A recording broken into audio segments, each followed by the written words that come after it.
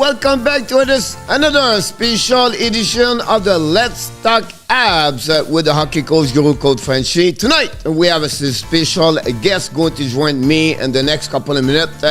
Tonight we're going to talk about Montreal Canadiens, of course, but we're going to talk about other team in NHL. The situation about for the trade deadline, what kind of player they're looking for. We're going to sharing a couple of other ideas about what's going on around the league, of course, in an NHL update. And, of course, at that moment, we have a couple of games in NHL going on today. We're going to see the review and the preview of the Montreal Canadiens. And we're going to invite you to join us live if you want to ask any question to us. We're going to open the door at the QA at the end. And, of course, at the end, 5 excellent questions of the Frenchie quiz. Who's going to beat ENORTAP tonight? Who is going to put him in the corner with maybe I don't know, like an uppercut with when the Frenchie quiz? Going to see happening. But we welcome everybody. Thanks for joining us tonight. Another special edition of the Hockey Nation Live Show, of course, with the Let's Talk Habs. We're going to answer to all your questions the next couple of minutes, so keep your question there. I will ask you one more thing, because it's really hard now. We're getting a little bit more people. I know, of course, at that moment, not many. But if you can ask a question, can you put the letter Q in front of your question? So I would tell us a little bit different of the other people when they don't have a question. So if you don't mind to do that, that'd be great. And we really appreciate about that. I want now to start right away to invite the 2 special guests we have. They join us the Sunday night for the Let's Talk Habs. And we welcome, of course, directly from Toronto, Ontario, Mr. ENORTAP Ferrat-Tap in the house. And directly from Nova Scotia, Mr. Andrew Lepage in the house. Because this is the fans of the Toronto Maple Leaf. That's what's happening. They are frustrated. No. We beat them 5-2 this week. So that's the reason we got some boo right away. But we are the real fans in the house, and they welcome you, both of you, in the house. We have a few people already, but we have Mr. Mark Letcher already in. You know what? We don't wait. We have to go all the way right away, Mr. ENORTAP. We welcome him, of course, Mark. And Mark have already one question, Mr. ENORTAP. The Anaheim Ducks play tonight, Mr. ENORTAP. What your prediction of the game? I forget what my prediction was, but I predicted Anaheim to win. I think it was, I went with 3-1 or 3-2, if I'm not mistaken. All right. So that's you want to see that about that one over there. So you're going to go under? Under, yes. All right. What about me, you, Mr. Andrew? Ducks win or lose tonight? I think the Ducks will win tonight. The Ducks going to win. But why not to go with a hat trick, all 3 together? I'm going to have a hat trick Ducks tonight. And you're going to win, Mr. Mark, tonight. Hopefully, the key behind that is only about the goaltender. That's the situation that's going on over there. They called back Dolan. So I don't know if Gibson is hurt. But I saw that today. They called back Dolan about that. We have a few people already in the house. Mr. Jose Duarte, directly from New York, in the house.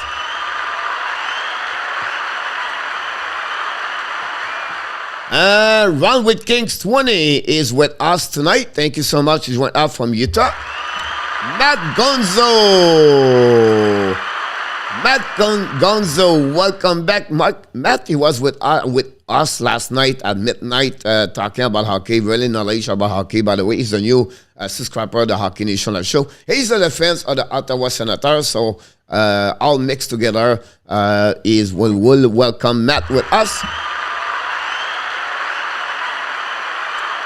Directement dans la belle province de Sherbrooke, dans la belle province de Québec, mais dans la région de Sherbrooke, ça serait bien mieux de dire ça en français comme il faut. Nicolas de Cobibono!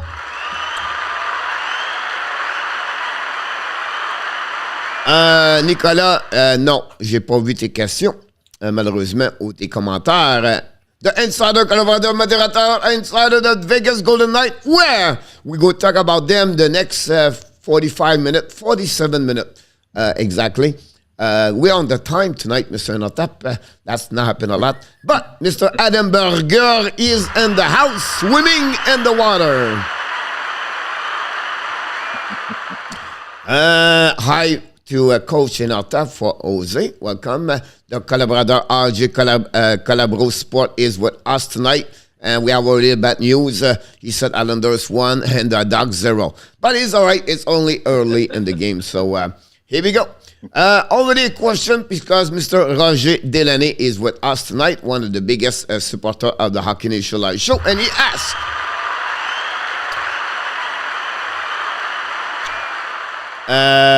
asked, and the question left me right there. He asked you guys, when will the trade begin for the Habs? Don't answer at the same time. I think like ENORTAP is freezing. So Mr. Okay. Andrew. I'm frozen. Yeah, both of them. Okay. That's all right. Well, I just opened the door now, the fridge. So you're all good now. Let's go. I was expecting the Habs to make a trade towards the end of last week myself, but I think it's coming anytime.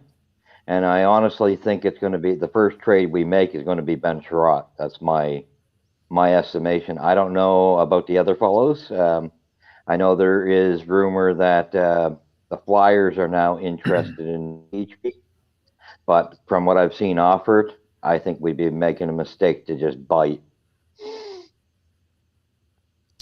And ENORTAP. You know what? I don't think necessarily Montreal's in a rush. I think right now they're holding the cards. It's up to the other teams. Like it's beneficial for the other teams, the buyers, to try to do a trade right now, kind of like what Calgary did with Toffoli, because that player then gets adjusted to the system and that new team and the players, and it takes a while, right? And this year the trade deadline's a little bit later than previous years. So Montreal will gladly do a trade right now if they get the right offer, but I don't think that they're in any rush. They would rather see a bit of a bidding war happening.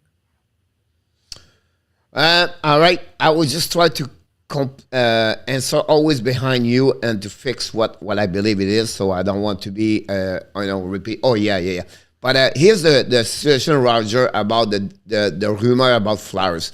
So a Jeff Petry go to the Flyers, and in return they got GVR. So it's a $7.5 million versus a $6.2 million. Now the key is Petry is for 4 years. GVR next season is over. So you don't have to be there. So Montreal win on the salary cap a little bit longer. But here's the problem. Jeff Petry, he did not put the Flyers on his 15 team he want to get trade. So he hold the card of that situation over there. So I just want to mention that's what's going on in the rumor for the Flyers about that one over there. So I just want to put, open up. And then the second thing, when this happen, it's a little bit, some team are on the hold. They see they're going to make it or not make it, how they're going to see. So some of them will wait until March 15 to look what they look like and maybe push or not. So that will be interesting to see that. Steve G is in the house. Welcome aboard.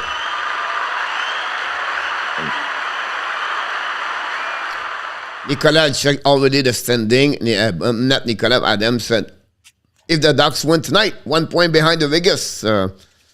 Another subject, we're going to talk about the Vegas the next couple of minutes. J'ai un match joué aujourd'hui, par 5-1 on pourrait. And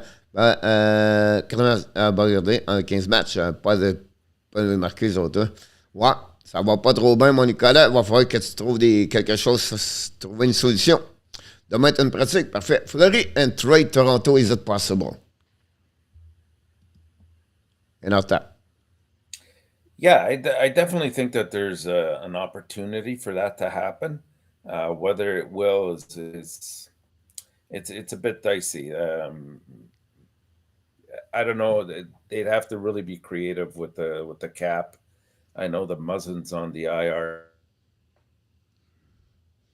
but eventually they're going to be bringing him back, and and you know they're going to need him before the end of the seasons as well. So they'd have to either involve a third team or it's not going to happen. Andrew.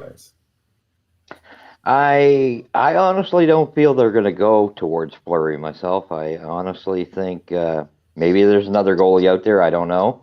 But I kind of think watch out for Vegas with Fleury again.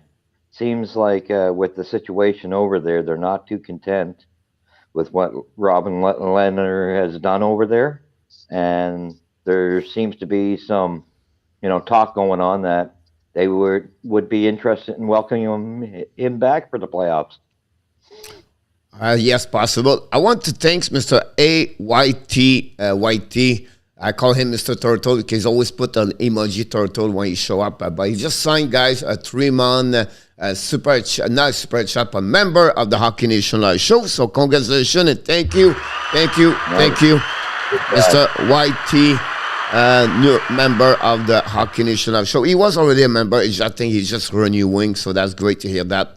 For that, hey Matt, Adam, they will point 1 point behind Vegas. Thanks, Ron. Ron, honors is out there, let's get my organisation so frustrated. Matt, assumé commentaire plus haut. Vegas, le monde comme organisation. Mr. Ben Franklin in the house. Go Abs, go. Petry to the Red Wings. Only yes or no? Yes, possible. Yeah, possible. I agree. All right. Hit the likes. Lâche pas Nicolas. Adam Leonard is good now.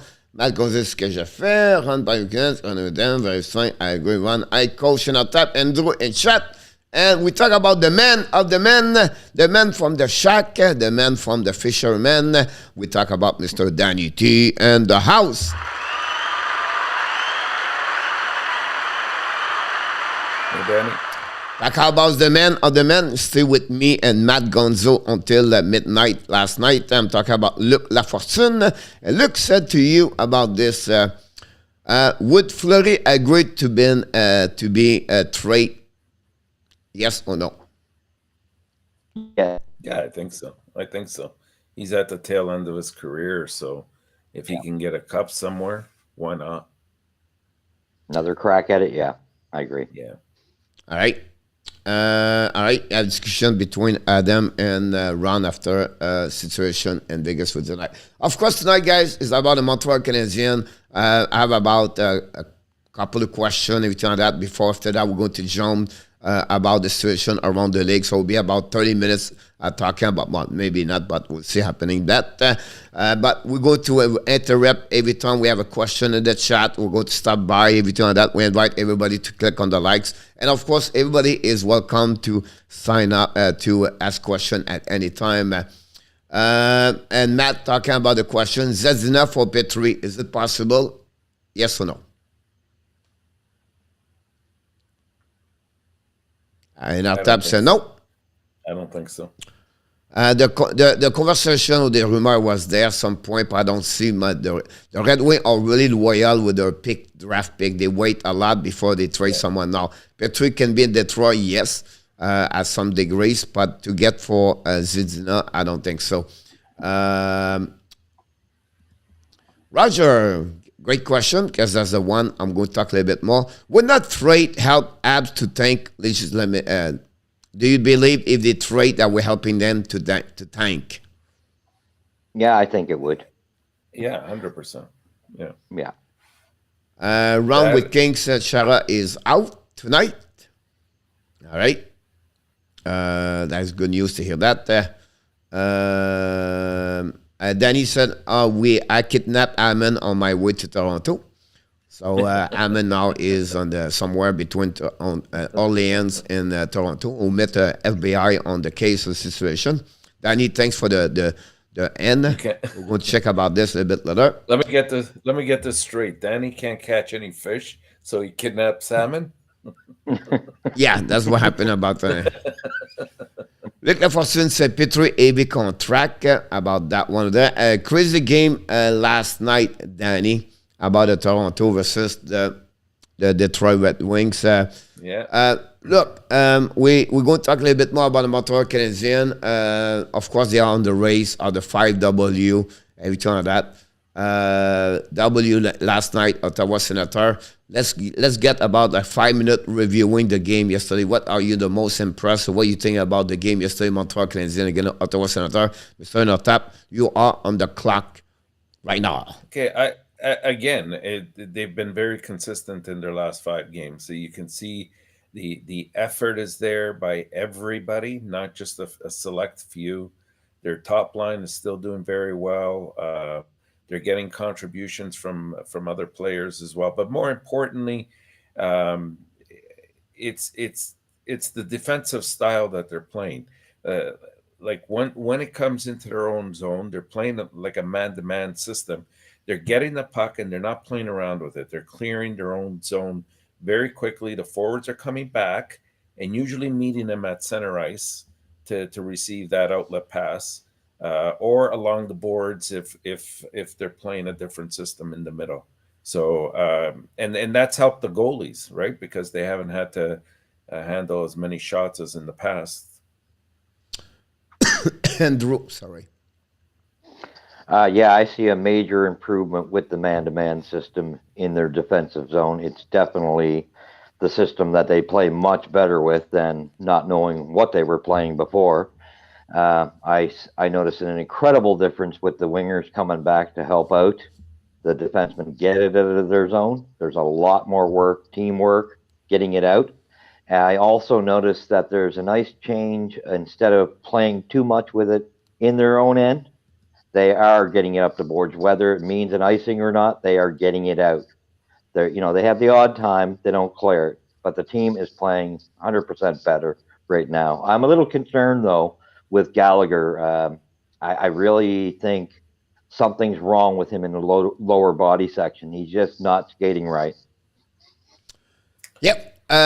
Just give you an idea my observation yesterday was more about the cap control. The cap control was unbelievable last night. A neutral zone, they stopped. So what is the cap control in hockey? A cap control is your defensive players, not necessarily a defenseman. Could be a forward. Jump right away when the opponent team player get a puck, and you just pinch right there. So it was really on the neutral zone.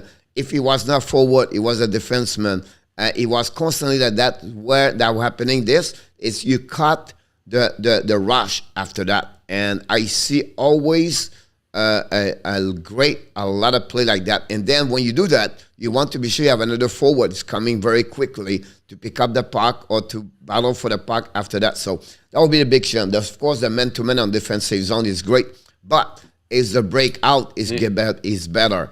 Yeah. It's a quick turnout. It's called a quick up middle, right? So we use the middle. Now sometimes we use the board. I understand that. But what do? You have another player about 5, 7, 8 feet from the board to intercept the puck. You pass to this guy, and they channel all the way on the far side pass after that. So that's a great movement last night. But again, it starts with the big save for the goaltender at the right time that helping. The defenseman played better because the forward joined them at the deep in the zone. So that make them, of course, the man-to-man about that. And finally, the cap control and the play, they come back, join the rush more. We see more defensemen. I see cool like Petry, Romanov, anytime behind the goal line of the opponent team. That's never see this before over there. So that's great to see that. The only problem they have right now, in my eyes, is the power play. So the power play is 0 and 17 or 16, the last 5 games. If you go a little bit deeper at the 10 game, they are 2 and 20. I think it's 28 to 32. So that's really where the red flag over there. So that's the situation about this overall last night. It was really, for me last night, and that when you have a good team or a team winning, it's not always the first line. It's not always your top players produce. Last night was not allowed them. It was more the bottom. We see Lekonen with 2 goals. We see a Dauphin have an excellent game yesterday for the Montreal Canadiens. Don't show on the score sheet. But Dauphin did a really good job on the defensive side. Everything like that. I believe for me, Schoenemann is an unbelievable great defenseman on this top six over there. Love him. He changed a lot of things over there. Of course, he's going to struggle at some point, but for me, he's he's a Kulak. I would say to you, he's a Kulak, but better at Kulak for around, better skater and a better vision. He's just calm with the puck. It's really impressive for what I saw. For the first time, or maybe not first time, but it's rare we see him on the left side because the situation was always on the right side and nobody. So now he play on the left side. You can see it's more natural for that side over there. And of course, we have to talk about the Hammond 2.0, maybe now 6.0, I don't know. But 2W this week, yesterday again, at home at Ottawa where he started his career. And we have to give credit for Hammond, honestly, to get this everything. 1.44, 0.921. He stopped at 949, and also stopped 56 of the 59 shots he faced this week for the Montreal Canadiens. But we had to let him go. That's another subject. At the end of the year. At some point, Ron King said that to have a top 6 forward or just a top 3. Do they have top 6 forwards? Yes, they do. Absolutely. I think their line with Caulfield and Suzuki and Anderson is definitely top 6 for sure. Right now they're playing the top 3, but they have some injuries right now. They got guys like Dvorak is out. That would be part of your second line, maybe, with a Hoffman and I don't know, Gallagher, although I have my reservations about Gallagher right now. We're going to probably talk about that tonight, but I think at the end of the day, in our tab, they have a 2B second line. So you can put Drouin, Hoffman, Dvorak over there, and I think Gallagher could be another one. So they don't have a pure second line or a pure first line, whatever you call it. So I think that's where we explain more the best way to express that way over there. The rest is more like bottom 6, unfortunately. That's what they have. A question for Carlos. Benavides, welcome, Carlos. Thanks for joining us tonight. Carlos has a question. I heard Hoffman to Pittsburgh. It's possible. I would do it. I could see. I would do it. Yeah. I heard of a young fella in Pittsburgh. I don't know much about him by the name of Joseph, and he's got quite a write-up from what I've been hearing from some of the critics. And to me, that sounds like that would be a great move if that's the way we're going, because it sounds like Pittsburgh doesn't want to go much further. They don't want to go near the number 1 drafts and stuff like that. So, I mean, if that's an asset, a young asset to get rid of, I say go for it. Yeah, and Pittsburgh's gone a bit dry, right? Like you look at guys like Rodriguez isn't producing anymore.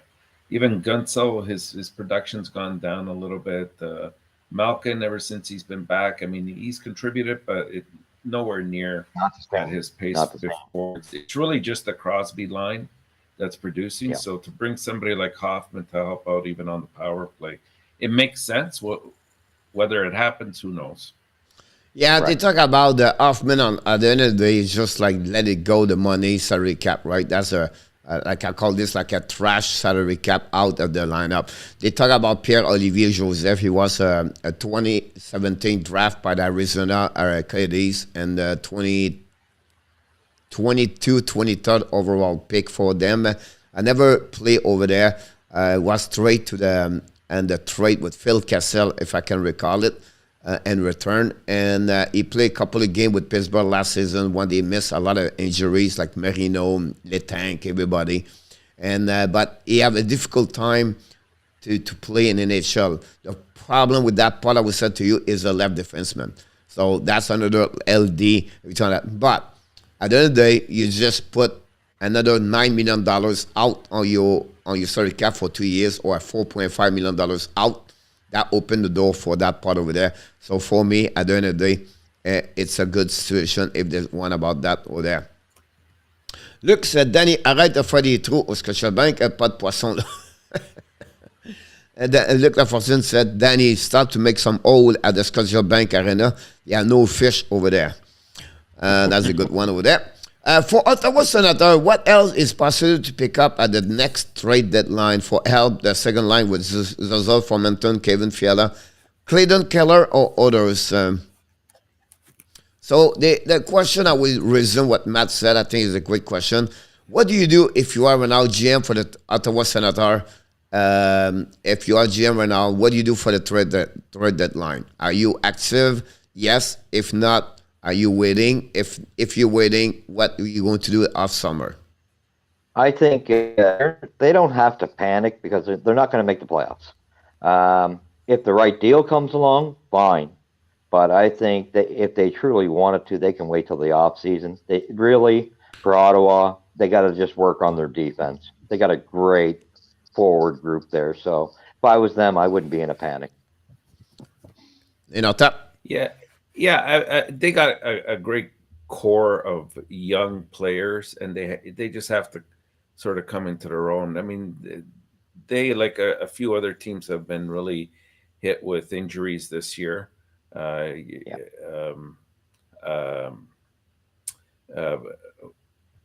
Norris was injured for a while. Brown was out for a while. Like, these are key players. Kachuk took him quite a while to get into the groove. Yeah, Patterson contract.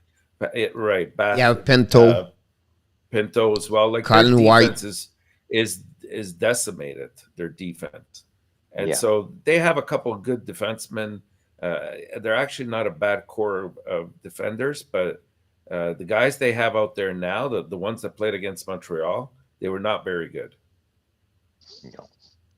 Now, I would say to you, you wait at the trade deadline. All right. Now, they have a case of UFA. I believe Nick Paul is a UFA at that one. You have a couple of RFA, right? But otherwise, what you do, you're going to be a first top 5 pick again this season. Yeah, Jake Sanderson's coming next season. If not next season after that, you may be one of the top 5 best prospect in NHL for the next 3 years as a defenseman. So you don't panic about that. What I will do for the off summer, what kind of how I can bring Kevin Fiala example. I like Matt when he said Kevin Fiala. How much we can pay? Because the center line is pretty good over there. A winger that will be helping them very solidly. A top 6 or a top 9 over there. I still believe Pinto could be a very solid third center, maybe a little bit more. You can flexible with Tim Sazol, everything like that. Key is the top 3 defensemen over there, right? And then after that, you have Jake Sanderson. They got there with Shabbat. That's 3 over there. The goaltender we thought was bad. Murray's looking great, better what he was. Forsberg is solid. Is 11-5, 2, I believe, with 2.69. He's solid between the pipes over there. Add a top 6 winger, and then maybe another one at the bottom, and then keep what you have. Another great pick again this year. They have a lot of good prospect in the line behind that. Maybe pick up a prospect, trade maybe a Backstrom or a Dakar, like that, and get a bottom 6 over there. A guy like Likonen, example. I don't say Likonen directly, but a guy who play like Likonen, Coleman, Gord, Goudreau. Someone like that. That's what they maybe need. They are a lot. They have also, we don't talk about Kessel over there. We don't talk about those guys. They are good prospect over there. I'm not worried about that. I don't make any trade. Other fact, if I can trade someone I have already, someone wanted, I get a prospect or I get a draft pick and I shut down the door. And that would be my best point over there. Carlo, ask you, because the special team don't do well this season, and it's been right there, and then he said, okay, what do? Do you change assistant coach or not? Yes, I think Burroughs has had enough time to either make it or break it, and he's not got it down. I thought he was too inexperienced coming in the first place. I think he would be better off. I mean, if they still want to keep him in the system, send him down to Laval. They'll work with the coach down there, but he's not ready for the NHL. Something has to be done there. I honestly think, truthfully, the only guy that I would hold on to is Luke Richardson. ENORTAP? Yeah, definitely Richardson. I try to hang on to as well. See, the situation with Burrows is he's their power play specialist, and they haven't really shown anything.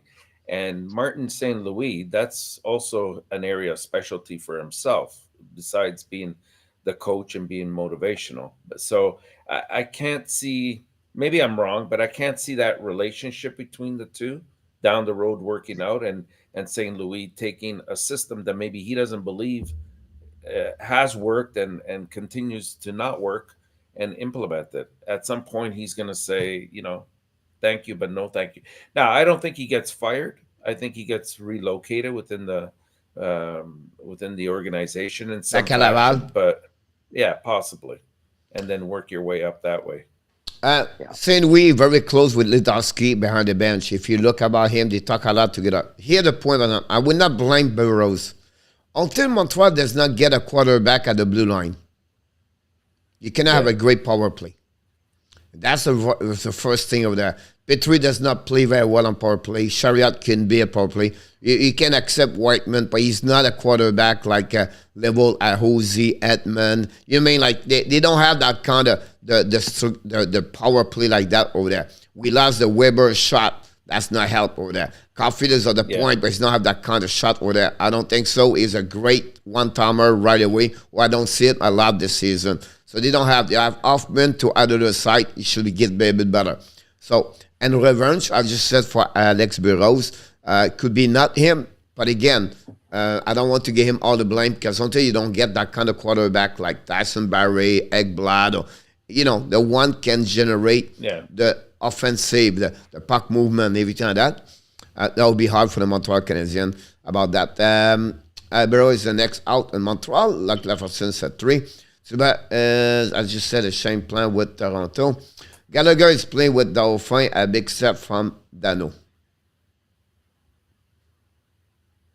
I like the way Dauphin played. I was very pleased with his. Last night he was exceptional. He was one of the better players out there in my books. I mean, even that foot out to make that block in his defensive zone, that was beautiful, the extra effort.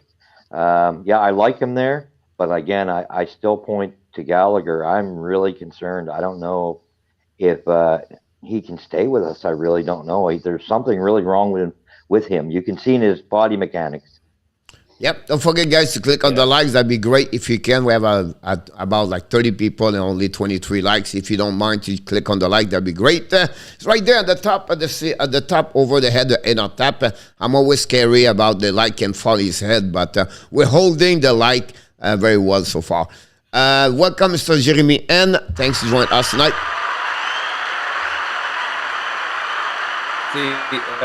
Coach and Andrew, what I think it is with Gallagher, I mean, I think this is Gordon's biggest dilemma.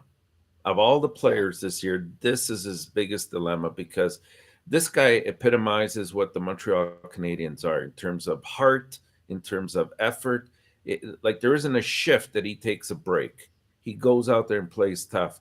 But we're looking at a player, at least in my eyes, that I think is physically and mentally spent. He is done. Like he goes out there and he can only give you 20 to 30 seconds.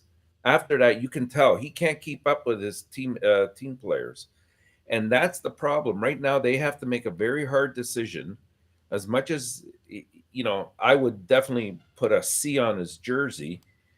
I don't think it's wise to have him around at that rate, at that pay right now, at that salary. And it hurts me to say that because I love Gallagher, but I think you have to look long term, and he's got just too long of a contract. If it was a year or two, you can no problem. But 0 goal in the last 16 game. Right. Yeah.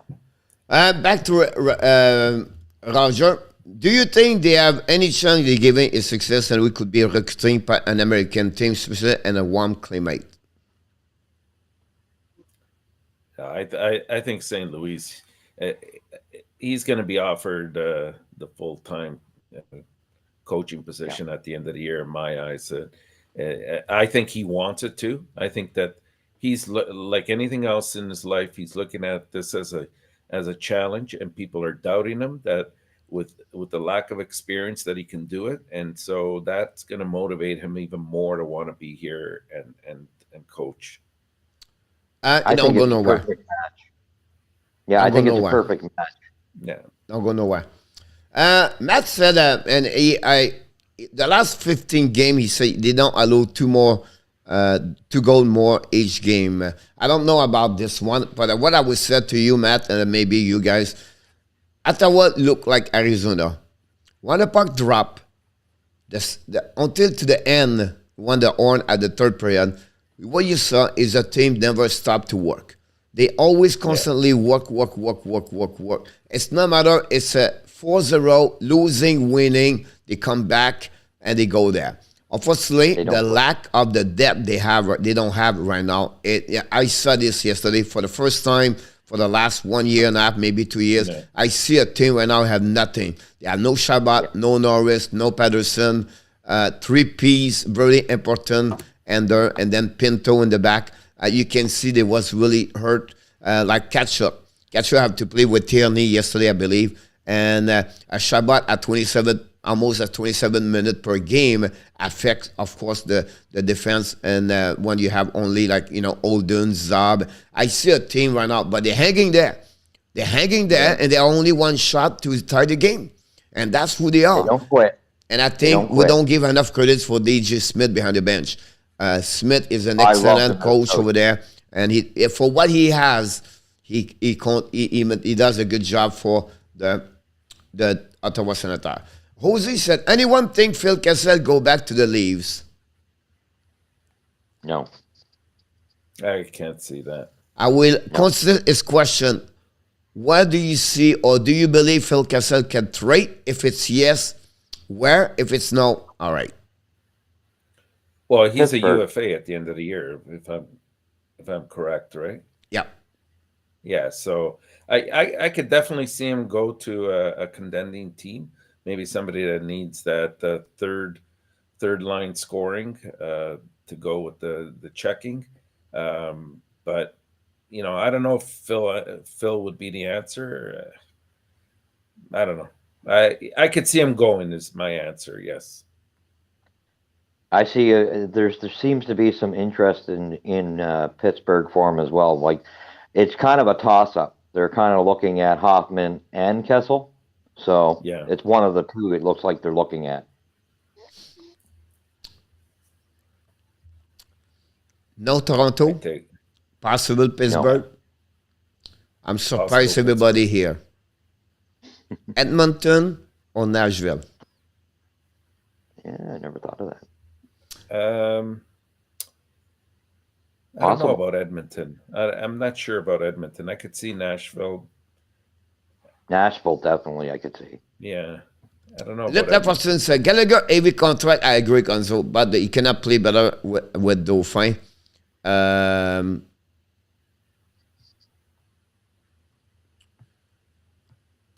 I tried to answer this properly, look, where I said, with who?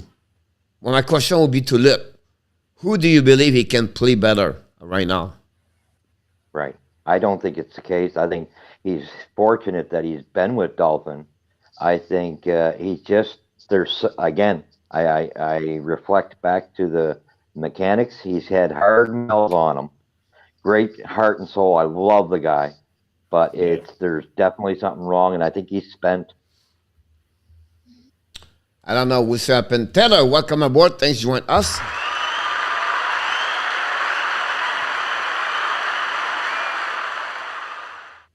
And ENORTAP, hey, you come out here sometime.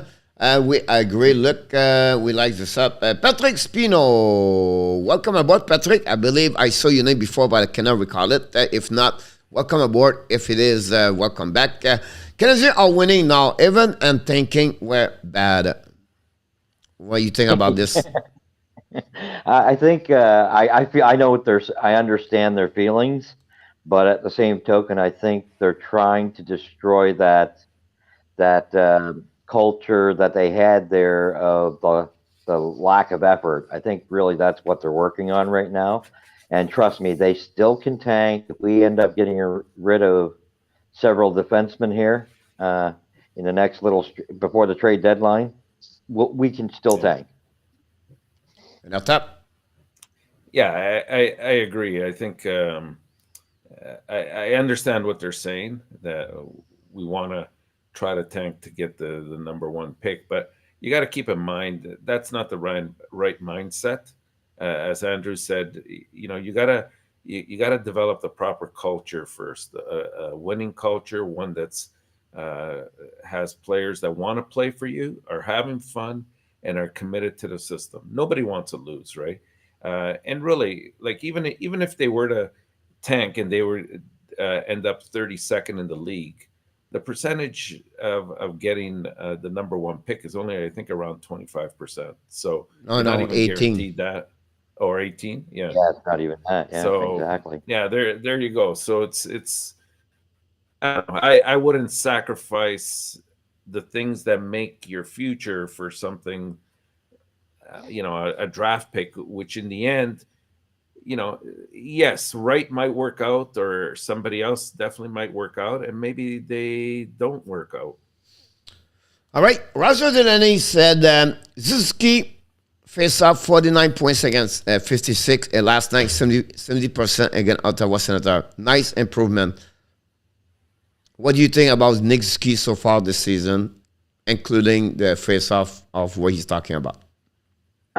Well, he's been much better under St. Louis for sure, but I still do see some ups and downs in his game. So I think the main thing, I just want to see him get into a little more consistency. I like where his game's going, and he's really pleasing me seeing the physical side of him. He's starting to throw some hits that I didn't think he had in him. So I think if we get some more consistency, I'd be a little happier. ENORTAP? Yeah, overall, I'm satisfied with his game this year. I know it's a lot of people bring up the contract and the $8 million. That doesn't kick in until next year, but you can't look at it that way. What you have to see is he's going in. He's on a very bad team this year, and he's doing what he's supposed to be doing consistently. He's winning faceoffs. He's going to get better at that. I mean, sometimes he gets a bit lazy in the neutral zone and forgets to look at the man he's supposed to be, picking up on the counterattack. But offensively, I mean, he's got great vision, and he makes the players around him a lot better too. Yep. Honestly, for me, he became better. Yes. He does things he never do before. Yes. The way he played defensive, the way he cut the line, the pass, and recover the puck on the defensive zone is excellent. His face-off is already better. He passed all summer. That's what he did all summer in the garage on his condominium. So he getting where we don't see the stat, and that's what it's all about. And about the stat, forget about that. We are the last one, so forget the 33 point he has already, what he does now, he scored, whatever it is. Kenny's became better. For me, I say yes, and that's what he counts for him right now, because he's developed to become better and better. Now, of course, we're going to a consistency, but this is the team. This is all about that. For me, it's all good about that one over there. Luke talk about the Gallagher that makes good and trade, cannot trade because it's contract. I'll be interesting to see that. I would love to hear like the conversation in NHL and ask each team, would you like to get Gallagher? Yes or no? If yes, what do you give in return that? I don't said Luke is not right. I just said they cannot trade him. We can trade. I just be curious about that. Talking about trade. Why not talking about the supporter number one of the Hockey Nation show a long time ago? One of the top and the top 5, Mr. NHL Hockey New York. Hockey News report in the house. Not a problem. If you each could pick one player to come to the Habs and help both on off and offensive, defensive, who would you want? Good question. Right? Bergeron. But it's not going to happen. Well, one that might, I guess I started thinking when Gorton the other day said that they might very well look at free agency in the off season with the UFAs, and I could see him bringing somebody like Tang in here, and there would be your quarterback on the power play, number one. But more importantly, you're going to have, once you start bringing guys up a little bit, you're going to hopefully sign Harris. You're going to bring up Norlander, Goalie at some point during the year. Maybe they might even start the year. You got Romanoff there. I know you're going to have Edmondson back. But Letang could be very valuable experience-wise and groom all of these guys at the same time. So even if it's for a year or two, it would be a great – and I know he wants to come here too if he gets the opportunity from what I've heard. I agree with you. I always said this yesterday. I talk about this, and people say he would never leave Pittsburgh. If you leave Pittsburgh, his first choice is Montreal. And I still believe you can sign him about $7 million for 3 years if you leave Petry gone somewhere. And I feel he can, like exactly what you just said. Now, for me, because you fix your right D, I'm going to fix the center. And I'm going to try to get Vincent Trocek from the Carolina Hurricanes. Yeah. That will be my first targeting over there. It will not cost the same price like Thomas Hurdle or a pro like him or a higher level, if you turn that, or a Kadri example. So, but that will be the one I will look for on the UFA every time that. I don't see Montreal should run after someone for Forsberg, Goodrow, or that kind of money. I would prefer to split that kind of money, maybe, and at 1.5, what you talk about. So I don't want to spend $10 million on one specific, like Philip Forsberg, but get a $6-7 million for Letang, another $6-7 million with Trocheck, and now you have a 2 fix over there. That's called the word transformation. It's not about rebuild. It's not about retools. It's transformation. We get there over there. They want to get out quickly from the old. And I think if Carey Price coming back, that's changed completely what you have around that part over there. And that's what I believe it can happen that way over there. And the last 15 games, I thought I no more 2 goals per game. Montreal won the last straight. Taylor said, no, we have 5 games straight right now. Kessel to Vegas. Yes or no? Yes. Sure. No. But they don't have any money. Yeah, no money. That's the problem. That's the problem. Yeah. Gallagher get 30. It's referred turn blind eyes. Ron King said Islander 2-0 again the Anaheim Ducks. Francois Pitt, welcome aboard. Thanks for joining us. He said, hot dog Phil going back to Pittsburgh. I wouldn't be surprised. I agree with him about that one there.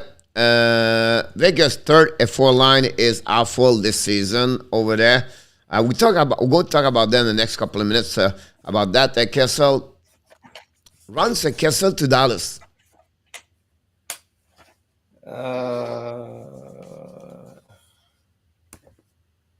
Again, I don't know. I'm not high on Kessel. Nor am I. I wouldn't do it for any team. The problem with that part of there in our tab is the Dallas is they are not sure if they make the playoff. So they would be better to focus more on Pavelski and the contract, and Kleinberg are focusing on Kessel. Well, right now they're in the playoffs right now as of today. No, but they are not done. Like they are not like I don't know, Colorado or Pittsburgh or those kind of games. That's what I'm talking about. Yeah. So McDavid took a high stick to the face. Yeah. Is going to be like Matthews. He wants to be like Matthews, so that's why he got a problem with the T about that. Luke Jefferson said Jake Evans, so you feel like Jake Evans should be with Gallagher about that. Matt Gonzo and Manson won't come to Canada either. You're absolutely right, Jose, about that. Vancouver Canucks 4, New York Rangers 1 at the third period. Montreal would never tank on purpose, but Toronto would it if they have to. About that, all right. Even Gallagher would be a start. That's he's thinking about that. A lot of American players won't come to Canada. All right, guys. William America Studio is in the house.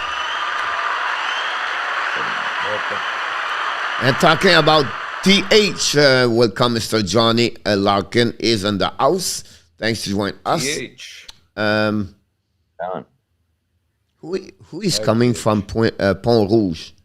Is it him? Someone come from Pont Rouge. I always forgot Pont Rouge. Now I remember the Pont Rouge, but I cannot associate who live in Pont Rouge. Ottawa have half of the team last night. I agree with you, Luke, about that one or that. For this reason, for your repêchage concerned to have a good club, we must not make the mistake and the repêchage, Jose said. Dream on. Matt, do you like exact look? You have 5 defensemen against last night. Who was in the NHL? Vancouver 4, Rangers 2. Maybe at the end of the message, it's going to be 4-4. Would be interesting about that. But at 50%, Phoenix is willing to retain 50% of the salary for Kessel. It would be interesting if we could go that one over there.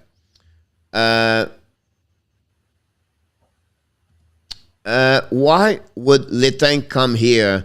You guys said if trade Fleury would win a cup. So why is it different for Letang?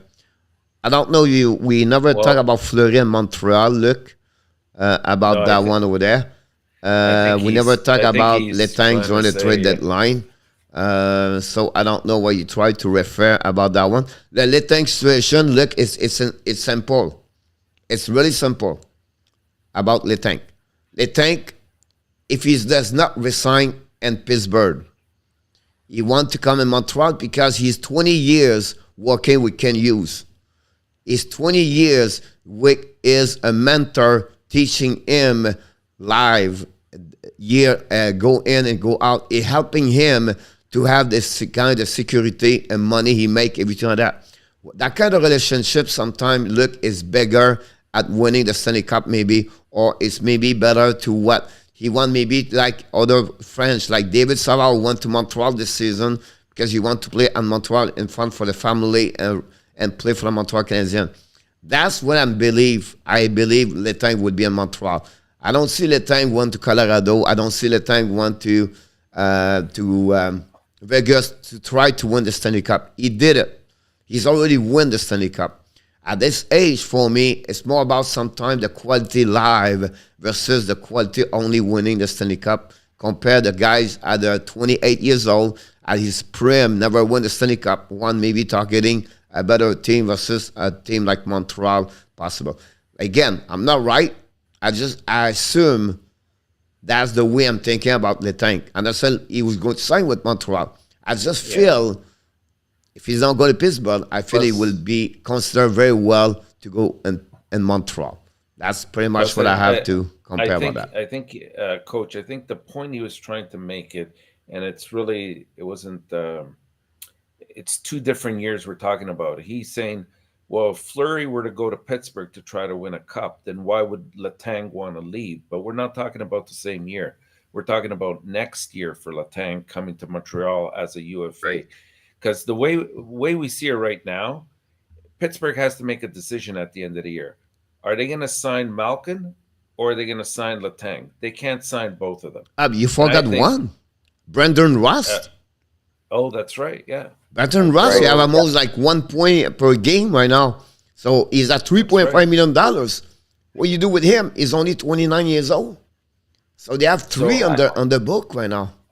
And I can't see them letting Rust or Malkin leave the organization. So it leaves Letang. I don't know. I think for me, if I was Pittsburgh, I would hold Letang in front of Malkin and keep Rust. If I have to delete one of 3, I let go Malkin because he's 37 years old. And I don't have no quarterback behind that. No, he can maybe go for UFA. I don't know. But that would be something I would see. Now, the good news about Malkin leaving, he opened up a $9.5 million, I believe, on the salary cap. So they maybe let the goal Letang out. And at 37, maybe get Langholm from Anaheim at $8 million or Klemberg at $8 million and fix their problem out of the right D. I don't know. But that would be the kind of situation I would look about that. Vegas is not good contract with Dadonov, Smith, and others. Matt, you nail it, my friend. You target right there in the nail about it's not looking good in Vegas. They cannot score. They have trouble over there. Petrangelo, 1 point the last 8 games. Matt Arouet, 0 goal the last 13 games. Tadonov has 0. Also, the last 12 games. They cannot find a way to make, and Tadonov was a healthy scratch, I believe, at the beginning of the week before Petry got hurt. 5D, and what about the forward? Here we go. When Allen come back, thinking the Habs out. Hammond on waiver, and if Hammond keep us some type of solid run, can you see a team pick him up? Maybe like the Devils or the Oilers. So Hammond is going to be on the waiver list. On the waiver, do you see one team can pick it up, Hammond? It would be wise for Edmonton because they definitely need a goaltender, no doubt about it. I'd like to see us have him still in our system, but I think it's going to be highly unlikely. I think when they see what he's doing right now, somebody's going to grab him, and Edmonton needs to do something. ENORTAP. Does he have to go through waivers if they try to put him down in Laval? Yeah, but his question about, do you believe a team in NHL pick him up? I don't think so. I don't think Hammond would solve the problem for Edmonton. I agree with you. I would say one thing here. The Devils can't do this because they don't have no contender. Right? They have Gillis and Nico Town, so make Blackwood and Bernier is out to patch up the hole over there. I would say to you, Minnesota Wild can pick it up and back and send him back at the Iowa to fix their problem in the American Hockey League. That's the only 2 teams right now I see this. Otherwise, Edmonton is not going to help. They have Skinner, Koskinen, and Smith. It's not going to be better what they have right now overall. So I don't see that part over there for that part. Bruno, bonsoir. Martin Saint-Louis was tout le monde en parle. C'était très, très bon. It's a TV show, social TV show on the French channel about that one over there. Bergeron is from Bon Rouge. No, Luc Lafortune. I don't know, Luc, to be honest with you. NHL, I have a question. If you have to pick a goalie who has been fair, maybe a guy people are not talking about much, but can break out some as a goalie, and he can stay in mind. I need to get any kind of goalie where now not many people talk about, and he can break out some as a goalie, and he can stay in mind. Are we talking about for a contending team? Did I read that right? If you have to pick a goalie, right there. You have to pick a goalie who's been fair. Maybe a guy people aren't talking about much, but can break out some as a goalie. Not 100% sure I understand the question. I don't know if he's talking about a specific team and they're going to the playoff or not. But you have 2 goaltenders right now. Nobody talk a lot, and they are performing very great. It's in Arizona. The Velnet car and also a Westwood. Right now, they are like over the head at that moment. So for me, it'll be the 2 of them. Nobody talk about, and I think that will be one. And after one, I would say to you, Anaheim, Stolarz have a good number over there too. He's good very well. Now he struggled a bit, but overall, Stolarz was maybe someone. I don't know if you see someone else in ENORTAP. And Ottinger as well in Dallas. Ottinger is another one also over there. Yeah, I agree with you about that one over there. Luc Lafortune, Bergeron is from l'ancienne Lorette. But that's pretty much close. Would Toronto go for Chariot? They're interested, that's for sure. Yeah, I think they'd look at it. I don't know what they'd be willing to give up for him. That's the big question. It still wouldn't solve the Leafs' problem. I don't think Sherratt. There's better fits for him to help another team than the Leafs right now. I still believe they should looking for a right defenseman and not a left defenseman. If Marsden's coming back. Now you came him on the 3rd line, and I think Sandon, Dermott can controlling that side better at Lindgren, Justin Hall, and Lushbiskin, whatever they got it, the last one over there. I think it would be better to get a right defenseman for sure. Welcome, Mr. Rick Robitaille in the house. Don't forget, guys, to click on the likes. That'd be great. Should the Sharks keep Thomas Hurdle? Would you rather please? The prayer said we need to help the future. So they ask, do you think they will keep him or not? He's a UF free at the end of the year, Thomas Hurdle. I have a feeling he's going to end up elsewhere. I think they might sign him. I think it wasn't as bad as a year as projected for them. They got rid of their problem, which at the time was Evander Kane. And the players seemed a little bit happier because it was mutiny for a while on the team. So he might sign again with San Jose. Yep, the negotiation are a little bit so over there. But if I was San Jose, I would say him right away. Because when you leave a perception of the players, he wants to stay there. But at some point, if you don't hear nothing, the players start, maybe I should look somewhere else. And when you're starting to take that direction, exactly what happened to Joe Pavelski. And that's what you try to get the player before he get that kind of mindset where he said, I want to stay here. That's where I want to be. And that's what's happening. That's what that is right now what he's doing. They talk already with Joe Pavelski. And that's why you are free. Don't wait at the end of the year. Try to catch up all the way during the season or before the season, before the end of that one over there. Thanks, Rick Robitaille, to join us today. That would be great. Adam asked us about, and don't forget, guys, to click on the likes. We have 43 people and only 34 likes. That'd be awesome if you can join us. Click on the likes. With Bronswell being a UFA next year, is going to make some big money with a team. Yes or no? If yes, what it will be, how much money? I don't think it'll be big money. I think he can get maybe a 3 to 5 year contract, and I would put him around 4.5. I'll be honest with you, not more at $3 million, more between 2.5 million at 3 years. He's a backup number 2. That's what he is, and I don't see any more match markers.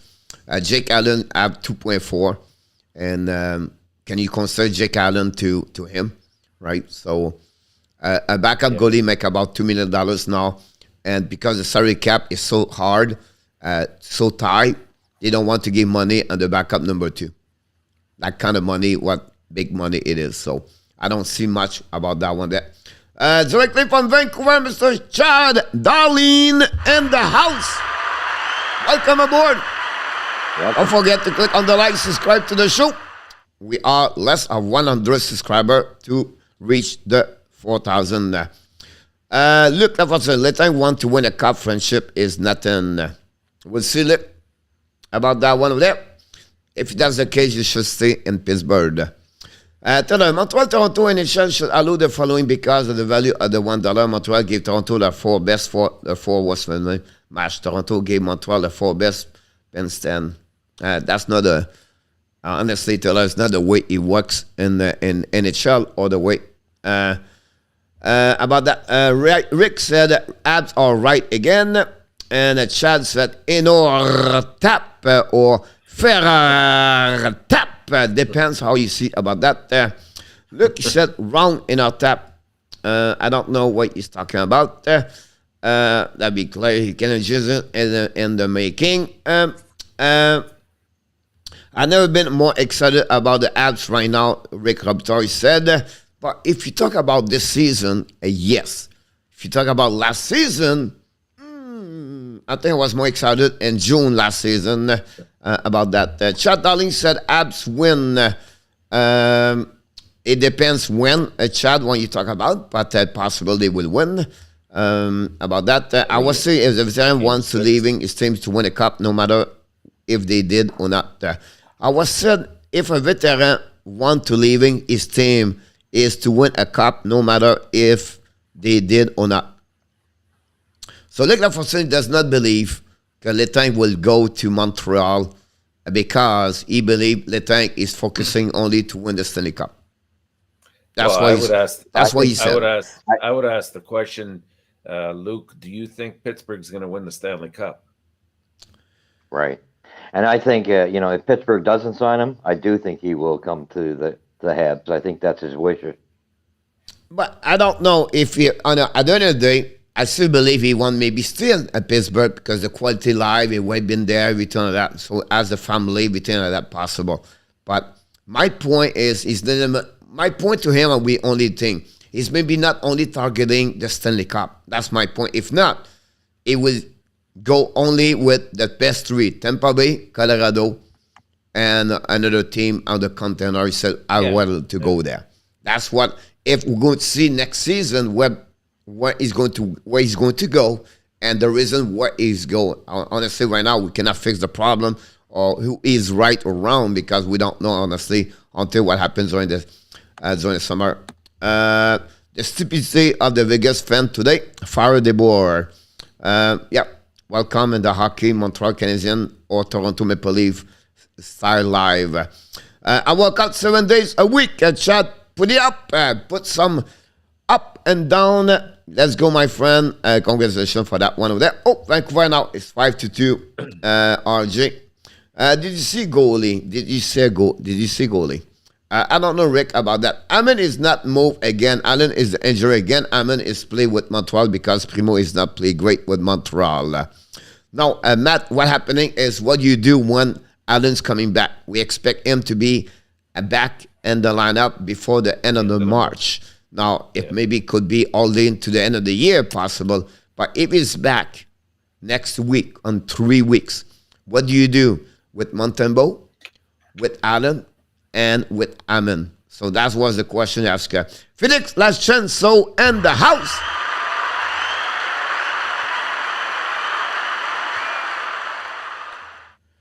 Letang, Crosby, Malkin, Goodrow, Erdl have no future in Montreal.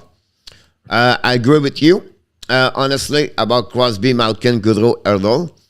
I still believe Letang, it could be an option for him about that. I don't say he have a future, no future.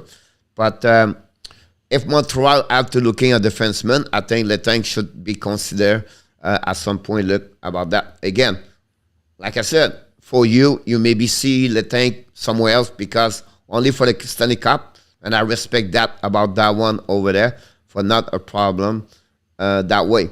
The Crosby, Malkin, Goodrow, Erdl, we'll see if they're looking for only for Stanley Cup. Those them are UF3 this summer.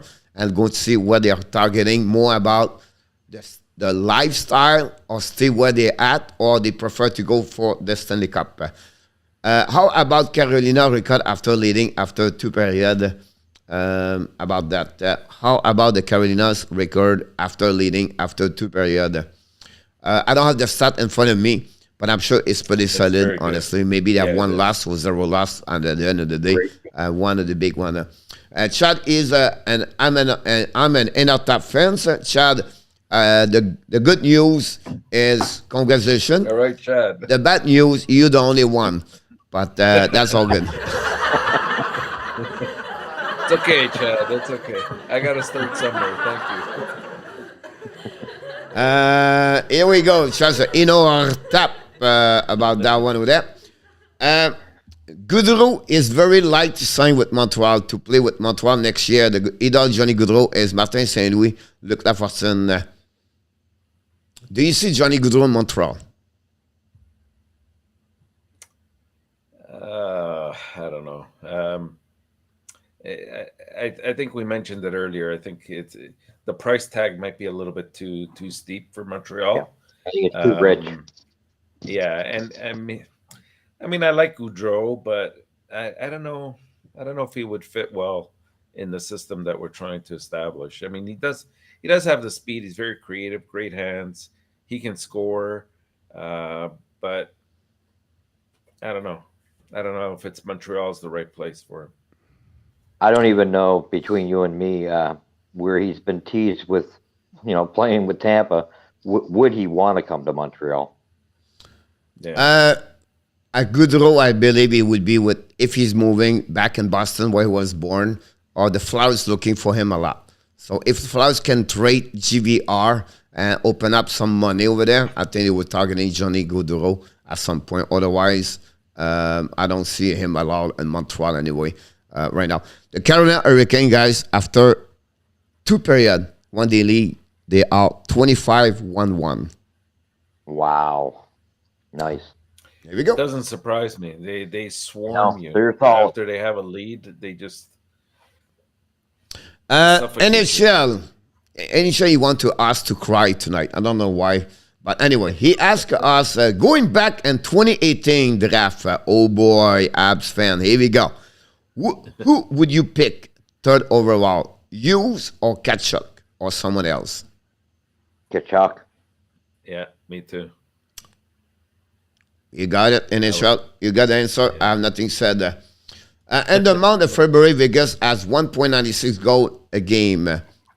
I think he's talking about the goals for, not the goal again. Easy pick, Matt. He said, I'm flying under the radar. Enough with the small players, Gonzo. Enough. Oh, that's a good point. Look. No, I'm agree with you about that one over there. Yeah. Isolation to correct fit. Do you think Jason Robinson been the best player in the 2017 draft so far? 93 point and 97 game, 39 goals, 54 assists, and 93 whatever they call it. I'd have to look at the 2017 draft year again. But yeah, he'd definitely be in the top 3 for sure. Yeah. Yeah. I mean, he's a steal. He's a great player. I agree with you about that one there. I will go back. I tried to get the draft. I will be back in shortly about that one there. Sure. Not easy, contrôler 2 computers, you and the mic and everything like that. But it's all good. Merci pour l'information.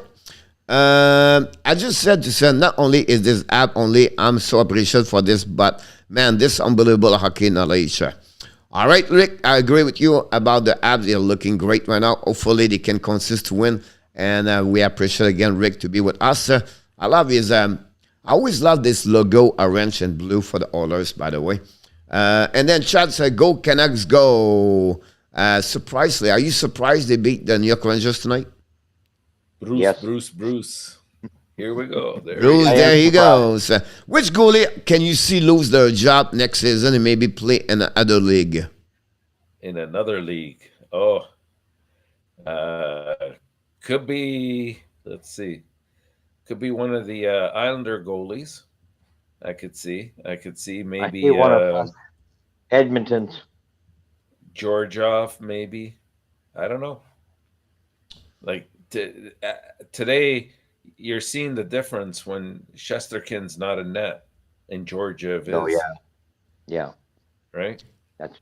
But what do you do with Koskinen?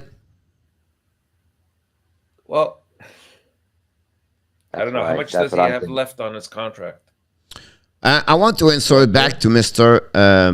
NHL for Jacob Robinson. Jacob Robinson was 7. I don't know. If he was in 2017, he was not first-round pick. He was second-round pick, Dallas 39. Wow. They did well. Are you ready, guys? And let me know about that. Kel McCarr. Oh, the steal. Kel McCarr. Elias Peterson. Martin Nekash. Nick Suzuki. Josh Norris. Robert Thomas. Wow. It's a good year. That was a deep draft. Jake Ottinger. Wow. They all draft Nicolas Hag, all draft in front of him. So my question to you, do you think Jason Robinson is the best of this draft? No. And I forgot to you, Miro Eskinen and Nico Esshire. Right. Who do you He's take? Definitely in the. I would put him in the top 5. Who do you take? McCarr. Well, yep, you got it. McCarr by hands down. Yeah.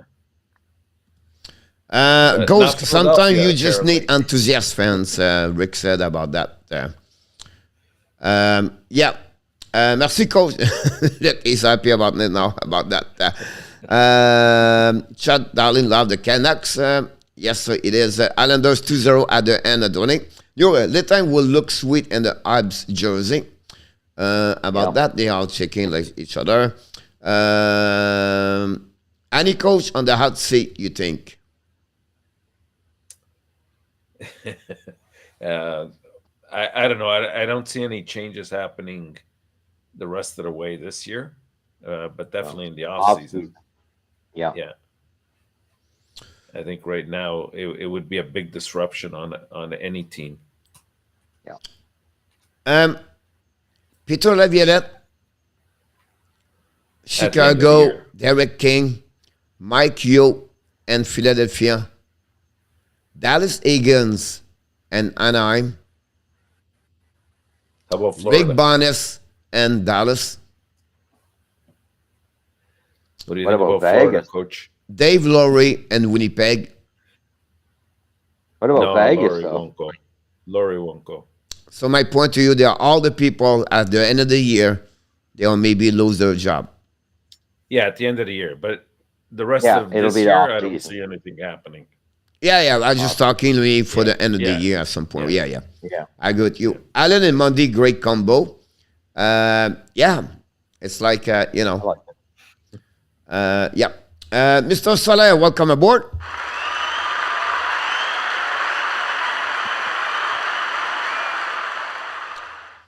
Patrick Spino said the move Bergie made that hurt us the most was Drouin for Sergachev and KK instead of Tkachuk. Anything else?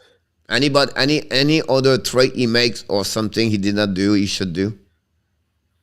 Well, most of his trades were very good. I think even his waiver pickups have been very good. The KK one, I mean, at the time, I still would have gone with Tkachuk over him. But I don't know. The worst to me has to be the Drouin for Sergachev. Yeah. I agree with you about that one there. Adam, you sent Allen to Laval for a couple of games concerning game shape. Yeah, it will happen. Well, I don't know they will do it.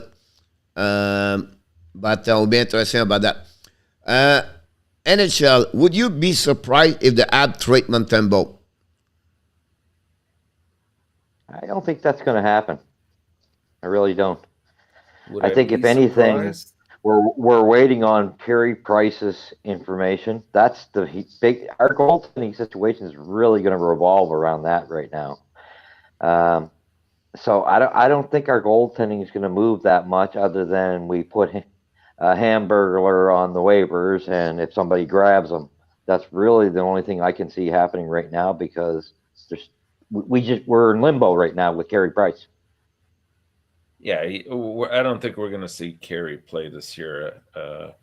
Again, it's something that'll be settled in the off season. So that leaves you with possibly Jake Allen, but he's not going to play a lot of games, I don't think. It's really going to be Montembeault and Hammond the rest of the way. The question was, will you be surprised? I would say yes. I would be surprised they trade Montembeault at the end of the day. Habs fan number one, the English accent in the house. And Rick Reptoy loved the hamburger. That's awesome. Me too, I love hamburger. But I love the wings at Hooters. But that's another subject. Which team could you give a better offer and your opinion for Lekonen, New York Rangers, or Cabs, or Washington Cabs for Lekonen? I think the Rangers, personally. Yep, that's who I think.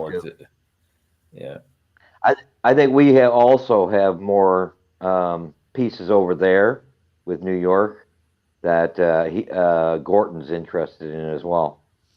I will turn the question. I think is a good one over there, because I was thinking to make a question for my pool. I do every day. I do a pool question, guys. Don't forget to click on the like. 44 and 43 is pretty good. Is this? What is the value of Lekonen? So I ask you, first round pick, prospect A, second round pick, prospect B. It's not a fair question, Coach, because No, it's not. Are we saying that because it's trade deadline, or what his value as Right a now, hockey player? you get a phone call from Chris Drury, and he called Ken Hughes, and Ken Hughes, what he said, I want this because that's what my value of Lekanen right now. I think we could get a prospect day out of that. We could get prospect a prospect day. B? A? A? A.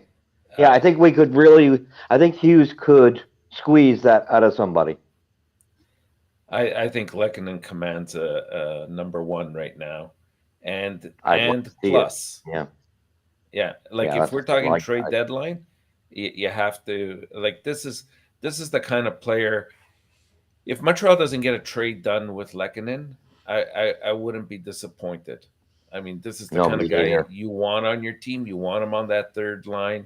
He's very responsible. Even though he's on the third line, look at his time on the ice. That tells you something that the coach has faith in what he's doing there. So for all the fans, for all the people in the chat, for all the people in the chat, and for each one of you here, do you trade Lekanen or you keep Lekanen? I'd rather keep him. If the price is right, on the offer. It's going to depend on the offer. Right, and I think going back to the question, I would want a first and a third, or a first and a B prospect. If they don't want to give me that because it's too much, then I'm not disappointed he stays. But that's my calling price for him. Chad asked. I agree. Chad does not ask you. Chad said the Canucks don't make the playoff. I hope for McDavid. My question to you is, do you believe the Canucks make the playoff or not? Yes or no? Canucks, no. No. No, I'm a not a fan too, Coach. Oh, here we go. Now you have two fans. That's pretty good. You got quite the following in there, Tap. Matt Gonzo said, you play with three goalies, you don't have this position for me. Big interaction for this position with the future injury. It's a great comment. I still, in the NHL, you know, sometimes we ask for changing the rules. I think they should add a 23 roster plus an extra goaltender now in NHL. With it's fun thing with COVID-19 and everything like that. Yeah. And that goaltender should be a maximum of X salary cap or something like that. Like should not get three goaltenders at $5 million each, example. I don't know that, you know what I mean, like we can talk like this, but I still believe, and I agree with Matt now, that I don't know why, but you have a ton of injuries on goaltender like never been before. So for me, so true. I believe it's a great point about that one. I think the team have to carry on almost three goalies. Yep. Yeah. I agree. Yeah. Yep. And I think Matt nailed it. He's saying exactly what I was thinking for Lecky. Kravtsov and a first-round pick. That would be my price. I'm not there yet. I like that. I just don't know if they'll give up Coach. That type of price. And I'll try to read the feed from the bottom. I read the feed where I am right now. Jesus. You've tried to screw the show right now. Just kidding. They should keep Hoffman. The player is actually sick of bouncing around the league. Is a good player. Do you keep Hoffman or not? Not a chance. I don't think so. All right. Roland, welcome back, Roland. Demko plus a first star plus an assist, a coach tonight, I believe. First star and assist. Okay, that's awesome. Yeah, you know what the beauty of Demko? It's not only he's great. They got him at $5 million for 5 years, and maybe 6 years. Awesome. That was a great deal. Yep. Andrew, well, they had a goalie dilemma there, right? Yeah. At the time, they had a goalie dilemma. Yeah. And you have Gigantic Andrew fan over here, same with ENORTAP, and you know, Coach, what I think about you. Thank you so much. Appreciate a lot about that. Do you think that Montreal can win against the Jet, Felix? Do you think Montreal can win against the Jets? Tuesday. Sure. I think they can. They're the way they're playing, and I think the Jets have been kind of just on and off. There's not been enough consistency, so I think the Habs could beat them.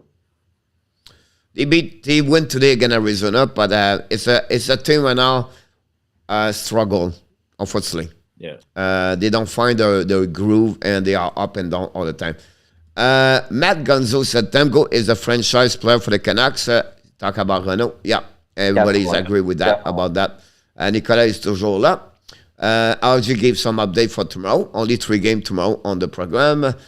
Nicolas, demain, en plus d'avoir une pratique, j'ai un rendez-vous pour la 3e clause de vaccin. Bon, félicitations, mon Nicolas.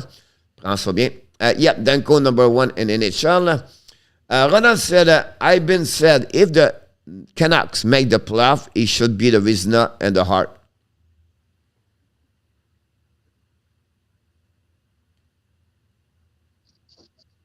Are we talking about Demko still? Yeah. Yeah, I don't think so. He's done well, and he's definitely their star, but I think there's been, I like Sherstick in New York has been awesome. Whatever happening, if they win the playoff, they're not going to finish first in the top and the NHL with the top 5. So I don't know how he can win the Hart. And then after that, win the Vizina, he's going to compete with too many great goaltenders right now, like Chesterkin and Vasilevsky and Anderson and between that. So I would be hard. The only thing will happen like that, Rona, is Bruce Boudreau. There he is. He's going to win the Jack Adams Trophy at the end of the year. That's what happened about that one over there. Yeah. Again, lose for Toronto tomorrow. G Sport score sheet update.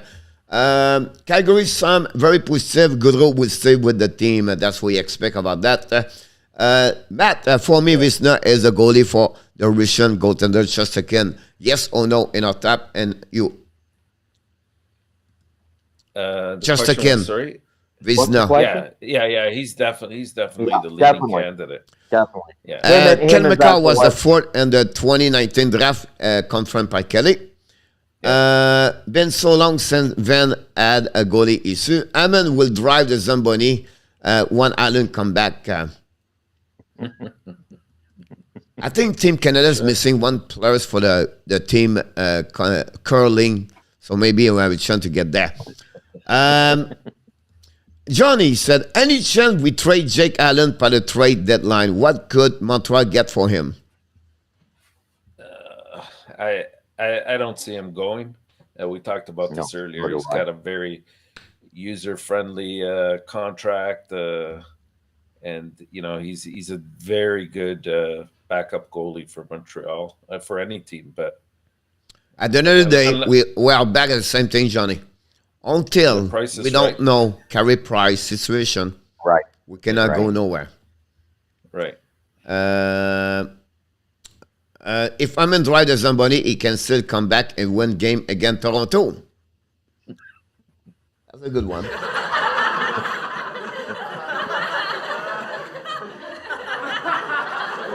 Welcome aboard.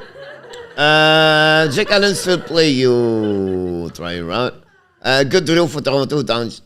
Jake Allen was a boss. What's up with Price? Jen,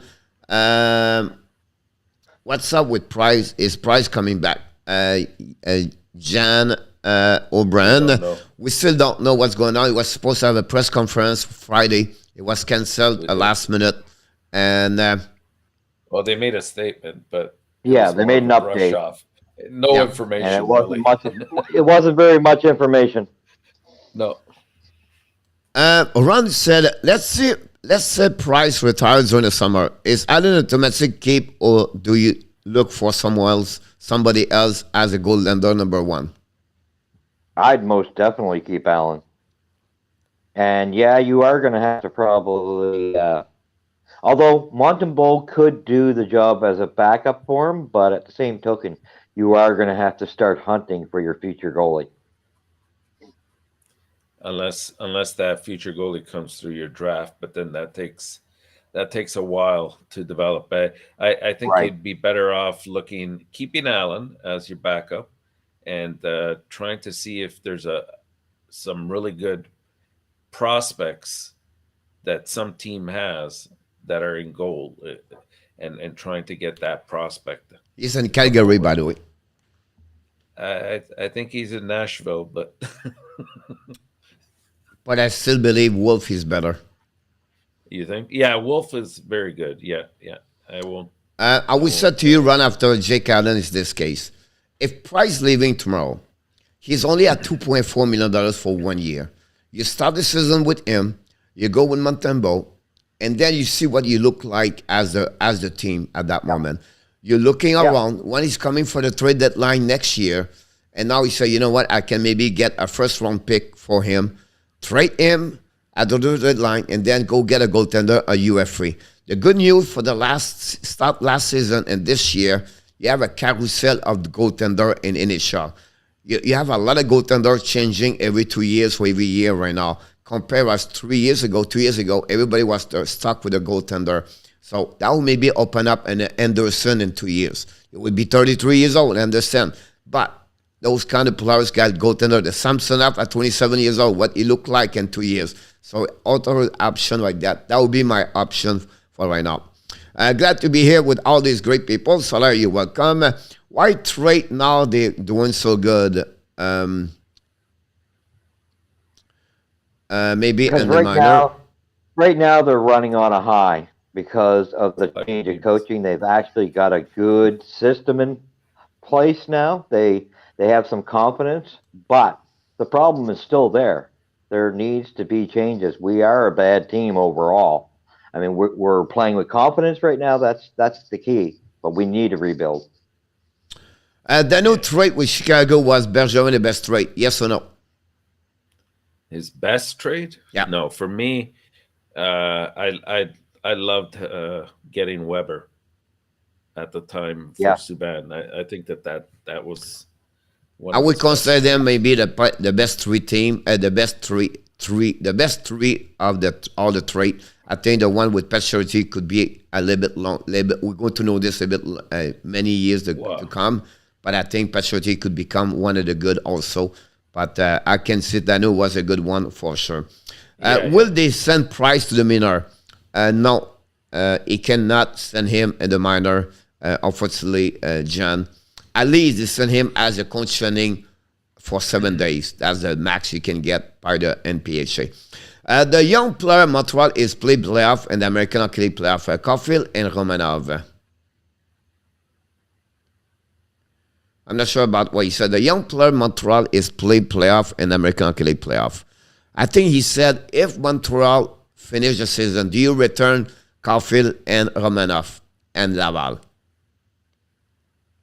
You could, but I mean, it's a call on the organization's behalf. You could for experience. I can answer this. Romanov, no. Caulfield, he could. Poland, yes. Pesador, yes. Do I miss one? Dauphin can come back again over there, but that's pretty much it. Now you can get Glag over there if you want to do it. Schoenemann could be come back over there for sure. I don't see Montembeault return over there, but it could be a one over there. Luke Laforson, do not touch Lekonen. I'd like to see Lekonen. Jan said also do not touch Lekonen. I'm where you at now, Mr. ENORTAP, for my feet. I'm almost right there. All right. Luke said 26 years old. For me, Lekonen is a first round pick. A prospect B is a good price for Montreal. That would be the question tonight for the pool. I just like it right now. Bon, Nicolas, il est fatigué. Okay, he's tired. He will go to bed. Good night, Nicolas. Don't forget to get 1,000 sheep, 1,002 sheep, 1,003 sheep, and then you're going to fall. And then don't forget to click on the likes. That'd be better. And Jan said, don't trade Lekonen. Matt said, Lekonen for New York Rangers is Kravtsov, and first round pick is the good price for me. It's definitely a good price. Yeah. I'm not convinced that we'll get a first round. I'm not convinced. Too much. Yeah. It's too much, but it's you want Lekonen? I'm not convinced. There's not too many players like him out there. Here's always said to White too much. Because New York Rangers are not the top 5 at the end of the standing. So if they are number 10, like like 21, 22, 23 is too much for them to let him go, both of them. So they will have to reset. I think they're going to looking more for Brett Barrow or a prospect B in the organization over there. They don't want to give Garland. That would be the one I was looking for him as a goaltender over there. They want to keep him in case they trade Georgiev, because this is the next one over there. Schneider, Longvis, John, Alec. They have counter players maybe, but not Schneider. But that would be, honestly, I think there would be, if Kravtsov is involved with the Canadiens, second round pick. Yeah, that's what I see too. That's exactly what I see. And again, in our top, he's still wrong because look, Fortune said the price is wrong in our top. The price is wrong. Yeah, I don't know. He's talking about what you offer for the Canadiens. I think he's talking about this. I don't know. Jan said, keep the Canadiens. Good night, Nicolas. With the evil action by Richard with future the KHL Richard prospect suffer as a result. Franco Iacono, welcome back. Thank you so much. That will hurt for sure at some point about that. Now, look at us, Canadiens never hurt about that one yet. Johnny Golden, any trade we make for a first-round pick, it should be for the 2023 draft. I agree. Yeah. I agree totally. Yeah. Yes, Hoffman is buying us time. Justin. As of right now, Vancouver is 3 points out of the second wild card. Do you think Vancouver barely missed getting a playoff spot? It's too tough. There's still a lot of teams for them to have to jump over. Anaheim has won a couple games recently, so they're just ahead of Vancouver. Of course, Edmonton has been doing very well lately. I don't know who you see maybe falling off. That like there's too many teams between Vancouver and a wild card spot. If they just had to chase one team, I'd say yes, the points they can definitely make it up. But at the end of the day, they can pass San Jose. All right, they can pass Anaheim. They can maybe pass Edmonton, but I don't see them pass Los Angeles Kings. Well, they passed already San Jose. Either. Now they can pass Vegas? I don't think so. No. I don't know. I don't know where you get it, because right now I don't even see them passing Edmonton. Right now, I think you have Nashville and Dallas are in a wild card position, and you got Edmonton right behind them, Anaheim, and then Vancouver. Yeah, and that's a hard jump. I don't see it happening. It could happen. It could happen. Probably be a little bit difficult about that over there for sure. About that, Salah, great comments about that. I agree with Matt about this too. Big missing. Marc Bergevin gave him 3 years about that one over there. Look at for some Uso Papir. What do you talk about? Ville Uso with Saint Louis.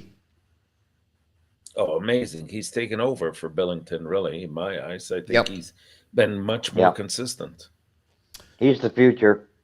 Nicolas is agree about the mistake of Matt Murray, but Jan said Hoffman is doing awesome. Look like we are all kind of split on Hoffman. Here we go. Someone check all the situation. I'm a coach, Frenchie, Andrew, and our friend Felix Lachanson. Thank you so much. Thank you.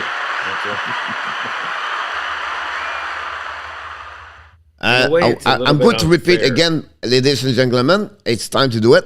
I'm a coach, Frenchie, Andrew, and our top fans, Mr. ENORTAP. It's time to do it. Here you go.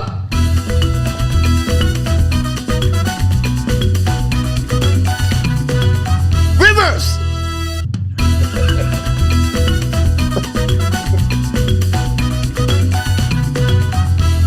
Here we go. There was the warm-up, the workout at the half of the show. So maybe not at the half, but it was time to do it anyway. So it's time to take you a break. Now it may be maybe Andrew need a pump, but we'll see. Go fish. Coach, it's a little bit unfair in terms of Hoffman, right? Because unfortunately, the reason why we got him and what ended up happening are two totally different things.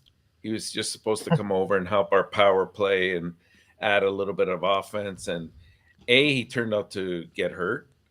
B, we had the year of all years. And so now we're asked to, do you want to see him go or not? It's hard to really evaluate that. Nope.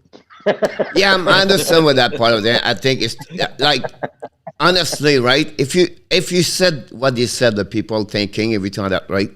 Do you believe, honestly, if Nick Suzuki have a great year or not? Under the circumstances, I think he's doing all right. But my point to you is like each one of them, they'll have a great year. No, they're all having a rough year. Right? So we're going to go that way, every one of them. So for me, it's like you said in our top, it's not right to get them. If a normal team, it should get him a 25 goal, and about half of those goals should be on power play. Unfortunately, I look at his track record, and he's got a little too much in common with Jonathan Drouin. He works when he wants to work, and he's not my type of guy. That's why we cannot keep both of them. Michael Blackson is in the house. Michael, welcome about. It's almost like Michael Jackson, but you have the emoji of Michael Jackson. One day I will show you my honeymoon dancing, by the way, but that's another subject, another time. I used to do this when I get the free wings at the Hooters. And you're asking me to go to Michael Jackson move, and I start to do my honeymoon over there. But that's another subject. You know what to do for your birthday, Coach. There we go. That's what happened about that. He said to us, Montembeault is better than Jack Allen. Is he better? Not right now. Allen's better. Allen's better. I don't think so. It is. He has more of a ceiling because Allen's kind of on his way down, and Montembeault hopefully can build on this year. But right now, Allen's got more to him. No.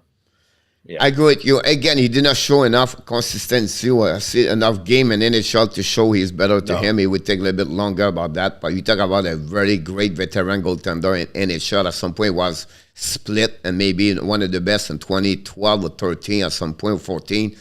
He won a 50 game in NHL at some point. So I don't see that. Now, Montembeault have to prove to us for at least 1 or 2 years before we qualify the same like Jake Allen's overall. Honestly, but I can see the excitement about that one over there. I have a lot of respect for Weber, but not sure. But not sure now. I don't know, Luc, about that. Why you would say not have a lot of respect for Weber? I think what he's driving at is, I think the big thing is there, and I'm a little disappointed myself, is that as a captain, he should be addressing his fans. I think that's kind of, because for me as well, it's taken a little way of how I feel about him. I guess I'm used to the old veteran captains like Gainey and Savard. They would not do that with the fans. They'd be right there all the way through. And I'd like to see a little more loyalty. Even Brian Giunto was better that way. So I think Shay's lacking there. For me, it's about because the Montreal Canadiens tried to hiding everything.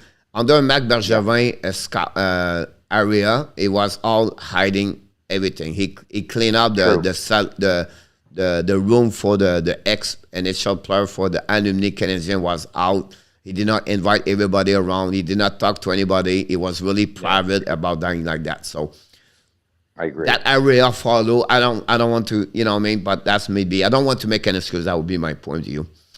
Matt said, it's not fair for Allen versus Montembeault. The team is not very good with Allen, and Montembeault is played great with the new coach with Montreal Canadiens. That's a great one question about Matt.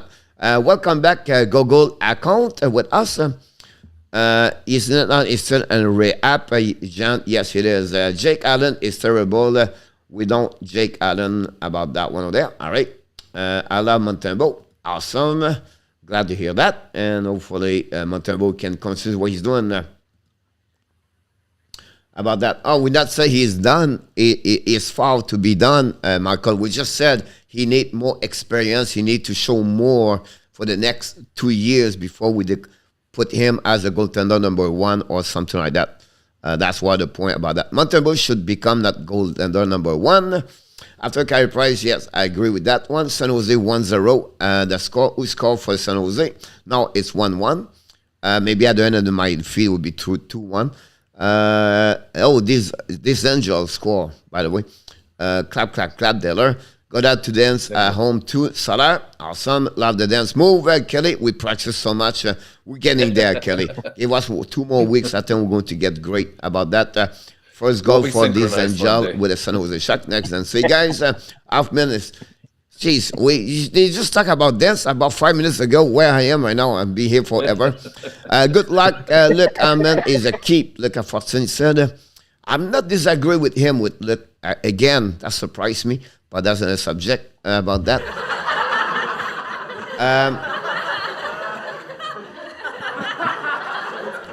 With a better environment, a better team, and a better concept, what Martin Saint-Louis tried to bring, I think Hoffman will fit good as a power play, and a guy can score 25 goals. And I think because Toffoli is gone, that will helping Montreal at that moment for 1 more year and go from there. But if they are in a I love you, Coach, but I disagree. If they have an opportunity to trade him, you will go to trade him. But if not, I still believe he will score 20, 25 goals and the right team, a better team around him every time that with the right players as a power play. If you think about it, he's always been a great player for that one over there. And I'll tell you, his right, so building on that, we should keep Hoffman until we know what we have. I would like to see him leave, then tear up for someone else. Here we go. We keep Hoffman.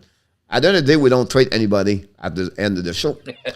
You are some coach, Michael. Thank you, Jake. Allen is better. He is younger. Jack, Jan. I think we're pretty even. We need Edmondson to come back and likely need to have got the animal player defenseman to remplace Weber. We add to the team we have to patience and the key. No need to trade, just trade. I think you're absolutely what we just said about that right now. That makes sense. Again, look, unbelievable. About that, is a team play like last year? Do you think Allen play better and has a positive record? Yes, definitely about that. Edmondson is play with Petry for the future trade for Jeopardy. It's fair for that team and the players. I like him with Petry for sure. Carlos said, I think Bergevin gave some bad contract last couple of years. The Gallagher is not no $6 million player. He like his key, but not $8 million, Carlos. I would say to you, Carlos, and maybe another will be agree. The $6 million for Gallagher, it was for the past, and the $8 million for Suzuki is going to be to the in the future. Suzuki, I think they. Go ahead. I think they jumped. I just think they jumped a little too soon for Suzuki's contract. I think it's just a little too high. I think we're talking about $1.5 million at least too high. I'm not agree with you because Suzuki at 26, 27, 28 years old is going to be about $10 million in NHL because the contract in 3 years. We'll see. And that and 4 years, those players right now make 12, 11, 10, 9, 8. They're going to be at 20, 17, 16, $15 million. That's kind of money they're going to make. Proof in the pudding. I still need to see proof in the pudding with them. So that would be the way that would say about that one there. Unfortunately, that would be what they at. Petry, I really like play and you're for the family important for Petry. Matt, absolutely right. The three amigos. Mike Zuck, welcome back. 3-0 Islanders tonight. So we are all round for the Anaheim Ducks tonight. That's true. Matt Gazay's son is adorable. Let's just give 8 minutes too much. Look at what said. And again,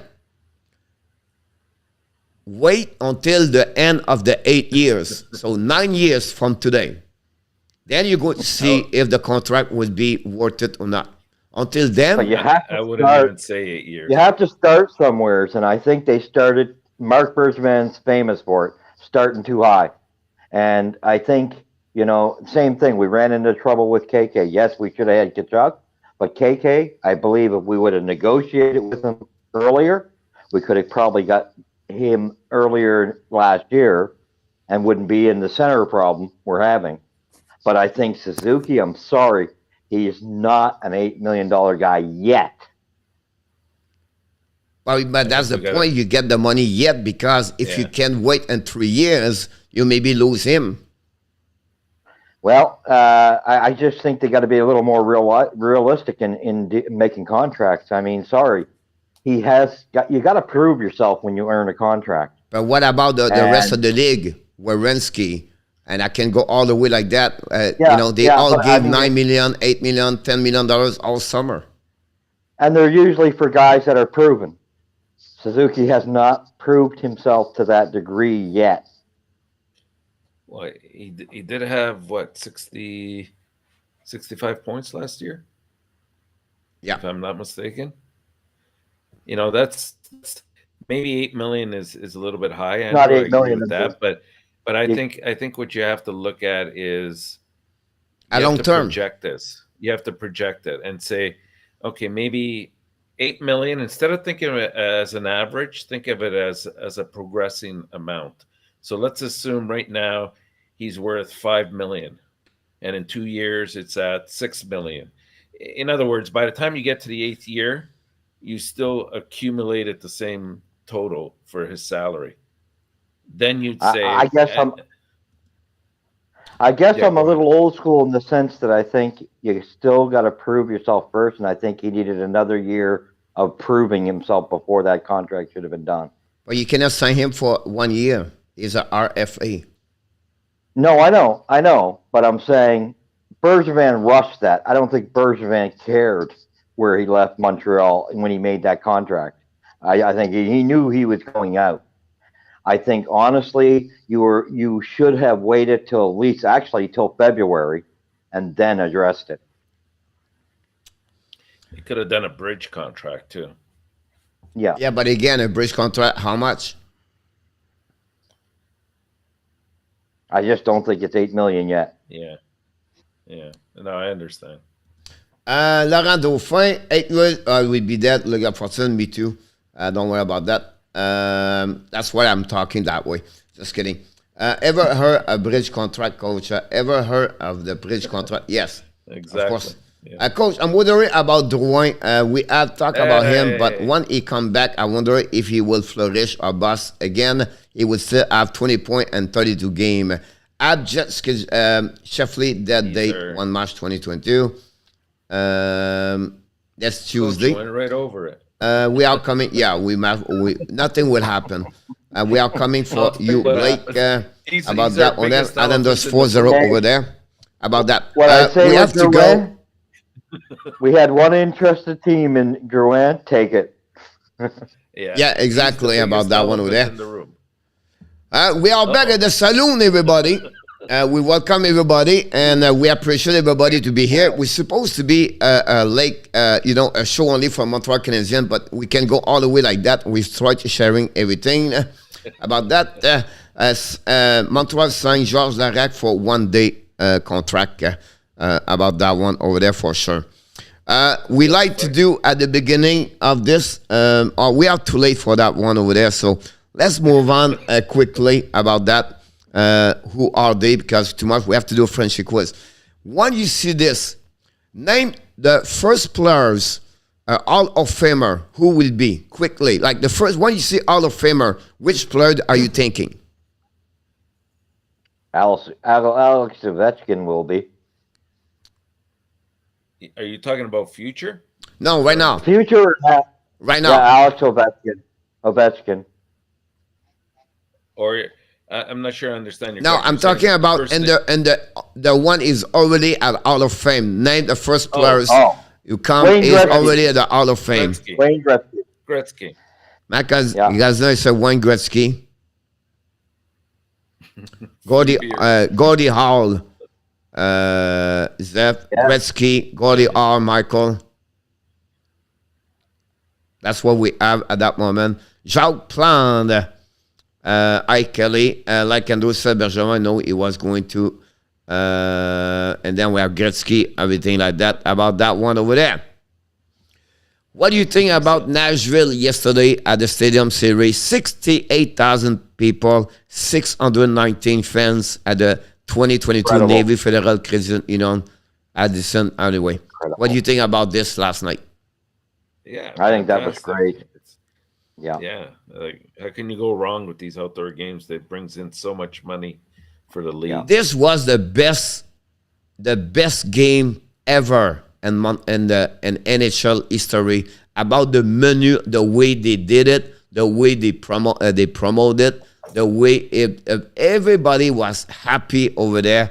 And the ENORTAP Saloon was full last night with all the people out of because we are located in Nashville, by the way, if you don't know, ENORTAP. But anyway, my story is like the way they did it, right? All the show, the Miranda Lambert, the Berkeley, and everything was perfectly well done in Nashville last night. The winner of this game, it was the fans at the end. 70,000 people in the house yesterday. Honestly, this was unbelievable for me about that. We have Maurice Richard, we have Mario Lemieux. For the Dominique for the Steel for KK with the Canes. Aurel Joliette, Zeb Le Cave said, is that no COVID for the USA, easy for the special night. And USA, Matt, well, no, we don't have. Matt, I live in Florida, and what is COVID? I have no clue what you talk about. I know it's on the subject about that. Here we go. You have Anderson, Hammond, and Lekanen. My point to you is the spot over there. Which one of the three is going to be traded? Probably Lekanen. Yeah, has to be Lekanen of the three. Yeah. Lekanen? Yes. I think so. All right. I hate to see it, but I think so. At the end of the season, which one of them, or any of them, or whatever you want, who is going to be part of the Montreal Canadiens at the end of the season, 21-22?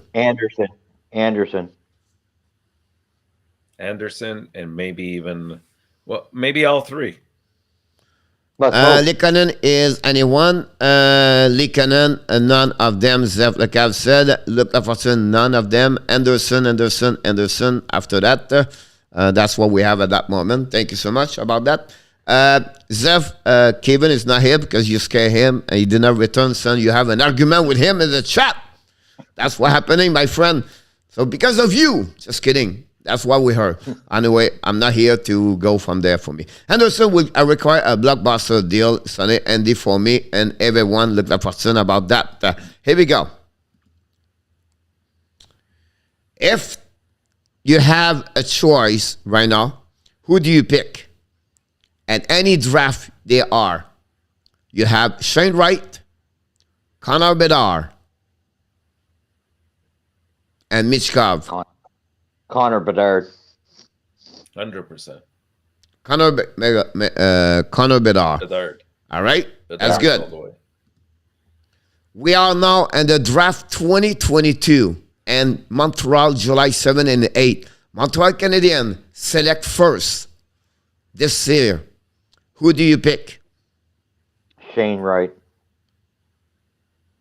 If it's first, yeah, you have to go Shane Wright. If Montreal Canadiens select second or third and Shane Wright is gone, who do you select? I would go with, it'd be between Slafkovsky and probably Cooley. Although I like Geeky too, but he's a little bit lower. All right. In the rank. So we repeat. You have to select one, a second or the third. Which one? Slafkovsky. Is Slafkovsky the bigger fella? Yeah, he's 6 foot. Yeah, I'd go with him. 6'5" or something like that. Yeah, 6'5", I'd go with him. I'd go with him. From Slovakia. Yeah. All right. Now, we select 4 or 5. Who do you select?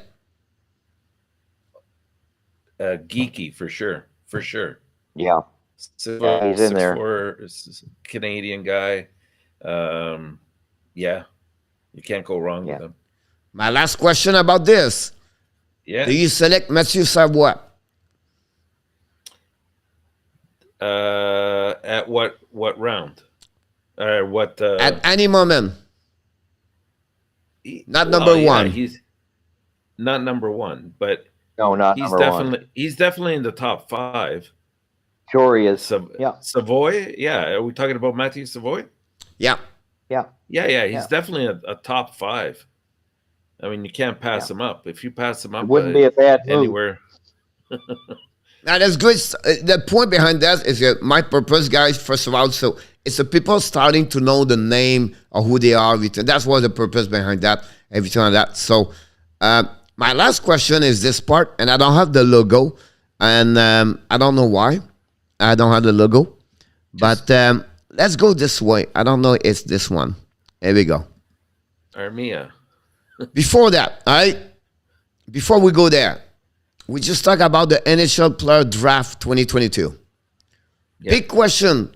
It's 11 o'clock. Thank you so much, everybody hanging there. First, both of you to be with me for 2 hours. It's amazing. But do Montreal should tank or they should not tank? Do you Montreal should be, after this question, where do you see Montreal finish?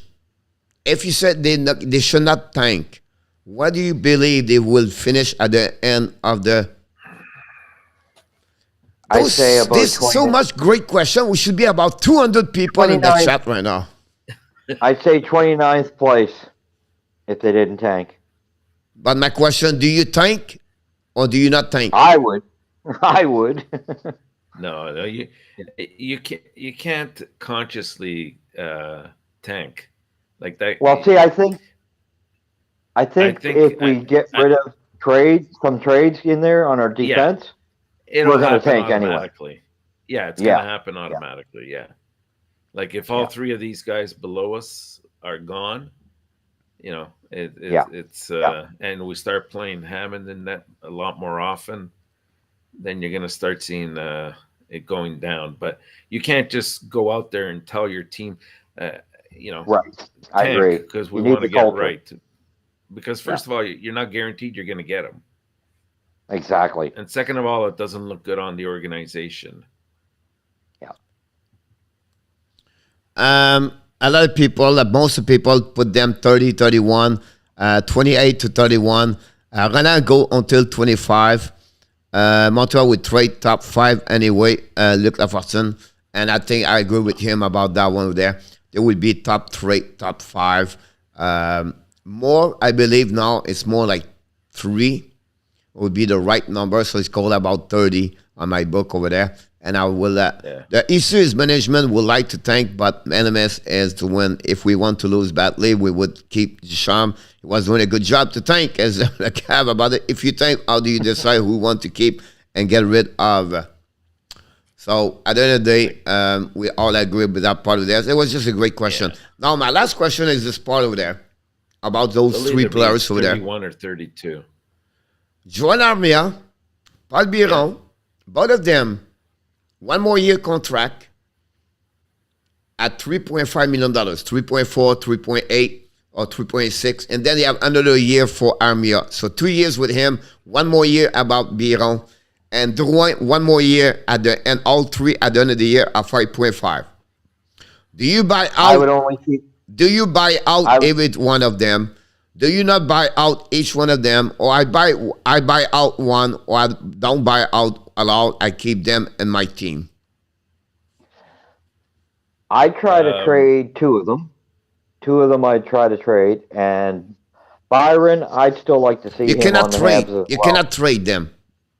Oh, okay. Because nobody wants to get Armia at $3.6 million for 2 more years. But there is interest in Drouin. Yeah, so I would take that trade for Drouin. Well, I don't even care if it's a 6th pick. Give me a 6th pick, I'll take it. See, Byron's got heart. Byron. Yeah, I would keep Byron. Drouin will not work here. Like St. Louis will try to give it a go, but he doesn't fit St. Louis' system. They're so polar opposites, the two.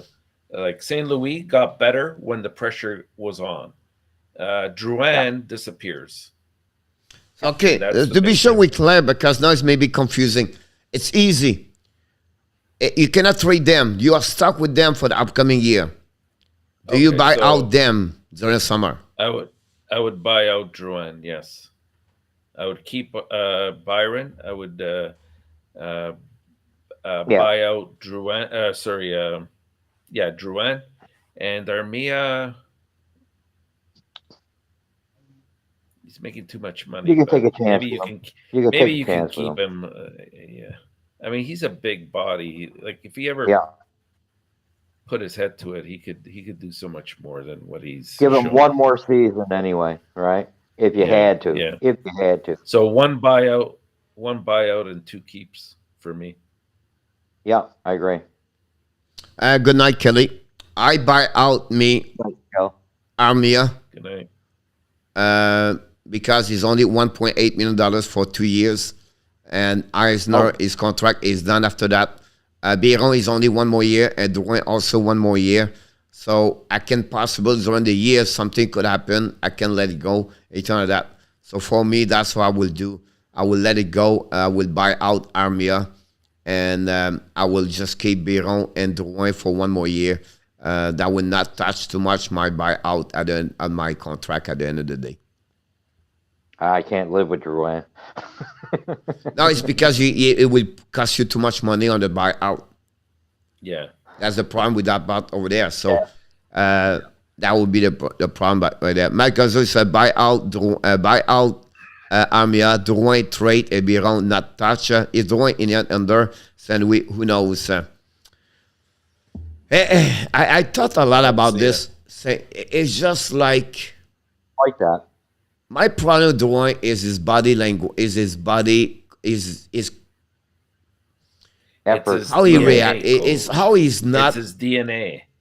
Is I agree. anger management. I don't know how you call it. One day he's great, next day he's upset. And how many times he fight with Dominic Cham on the ice in front of everybody? For me, it's not a kind of player I would like to get on my ice. If Drouin in the under, so who knows? Maybe Drouin can find his game out on the West Coast, René. That would be the right way for him to get there. Anyway, I agree with René about that. Buy out Maria, keep Biron and Drouin. I leave with him until the end.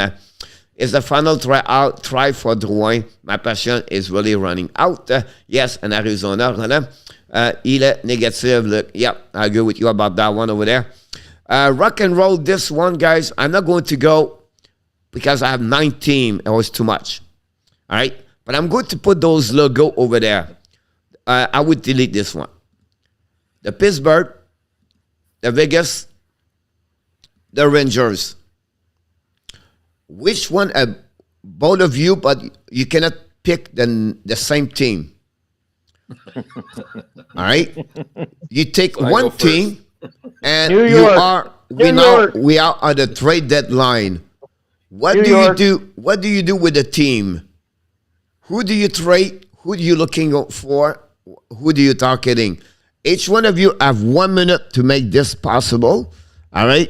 And obviously, Andrew, in our top start.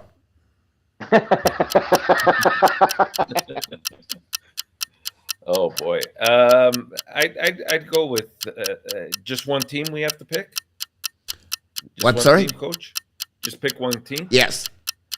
Okay, let me pick Vegas. I think Vegas.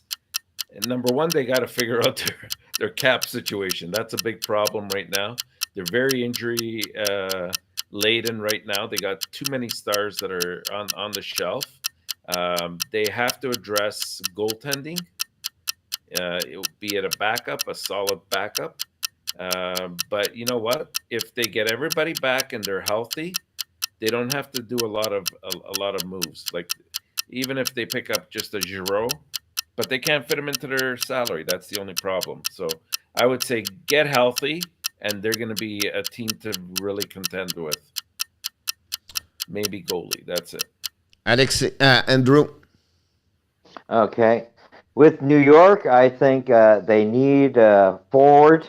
That's let's see. I'm trying to think. Maybe no, not Hoffman. A Gallagher type. Maybe it is Lehkonen. I hate to say it. And Sherratt, I think, would be a good fit for them as well. And of course, I'm consistent with who I'd like back. But I think if they got those two pieces, that seems to be what they're after. I think it could work both ways. I for Montreal, and after, of course, Kravtsov and Snyder. Those are the two I want back. But, yeah, I think this could work for both of those teams. People in the chat said a left defenseman for New York, J.D. Miller and Ben Chariot for New York, and Ron said 2-1 Seattle. And Renan said New York trade Lafreniere or Kako for Miller. About that. Soler, he said, I don't know why we need to buy player out when we are not in the cap crunch situation. As Soler, we are in the cap crunch. We are the team was the highest salary cap in NHL right now is the Montreal Canadiens. Yeah. They are at $89 million at that moment. Now, because Price and Weber, we dropped $17 million. But if both of them coming back tomorrow, we cannot play what we have. So we are in this situation. We have to be careful with the money. That's what we try to maybe buy out. It's, again, also what we talked tonight is just one situation. That's why they have to do this. We just try to make a way maybe Montreal, we can maybe drop a one salary or something like that for sure. Looks at Vegas are not going to make a 10-point move. It's legal apparently. Seattle sells Steve 1-1. Vegas need a player, a third or fourth line. Thank you, Bergie, for going all the way. And 48 likes so far. All right, we have more team to come. Don't worry about that. I put you in the spot, boys. All right, St. Louis, Colorado, and the Carolina right there, over there. Now, Mr. Andrew, you're looking for one team, and you have to make a trade and maybe send someone, whatever it is, who is going to be. Oh, my word. Yeah. Okay. St. Louis, I think is, they're definitely wanting Sherratt. I don't know enough about their young talent. A good prospect from them in return would be great, but I think they should actually be like New York. They should be going after Sherratt fully. If he was in St. Louis, the one they're looking for is Dylan Peterson. They don't want to give. If there's a plus, it's a 1 plus a B, it's going to be Dylan Peterson. They don't want to trade neighbors and Bolzik, I believe, his first name. And they have another one, or Pinoric, whatever his last name. Mr. ENORTAP, you are on the clock. With Carolina, I mean, they're pretty solid. They're very deep. But I'd be looking for a little bit of secondary goal scoring for them. And that, I don't know exactly who they could pick up. And offhand, I don't know what their salary cap situation is. I think they're right at the max, if I'm not mistaken. So it'll be hard for them. But they could pick up a third line. Like a Lehkonen would be perfect for them, I think, on that third line. That's awesome. In the chat, I know we have a new people here. We have about 20 people right now, people leaving. Of course, it's getting 11:15, so it's getting late for sure. But my point is, you guys in the feedback, if you don't mind to give us a feedback, do you like to do some kind of show like that one time per week? I just do a play-by-play game, and that will give us an idea. Or do you like to have a different countenance? Every like that, we talk about Let's Talk Habs, but you would like to talk like we do tonight. For me personally, I love it more. I just like do a game, Islanders, New York. But and I know it's 2 hours. Maybe we're going to have a schedule better because right now we passed the time, but would be about that one over there. But I wish I have that question maybe at 10:30 for everybody. We have 45 people at some point here, so that's pretty good. You guys, you on the clock right now? You tell me it's because it's 11:15. Are you interested to do the French quiz or not? Go for it. Andrew? I'm good with whatever we do. Oh, my God! Let's do it. A French quiz for the end of the show. I like what we did tonight. Ron, my mom told me it's past my bedtime. Zeph, don't worry about that. Turn the lights on and put the phone under the blanket and let's go. Yeah, exact. François Pitt, that play is important for the recap. I like it. All the side of the game, all great. Awesome, Mr. ENORTAP and everybody. And try to set up everything here. 5 questions tonight. It is not only A or B. It's 5 different answer about that one over there. But I think it's a good question tonight. Not easy, but I think it will be interesting to see that. And each question are 1 minute, and you answer with the letter of the answer. So he said, not the number 25, but give me A, B, C, D, and E. Well, that first question of the night. Before this season, Andrew Hammond, his last W was against which team in the NHL? Boston, Montreal, Detroit, Nashville, or Toronto?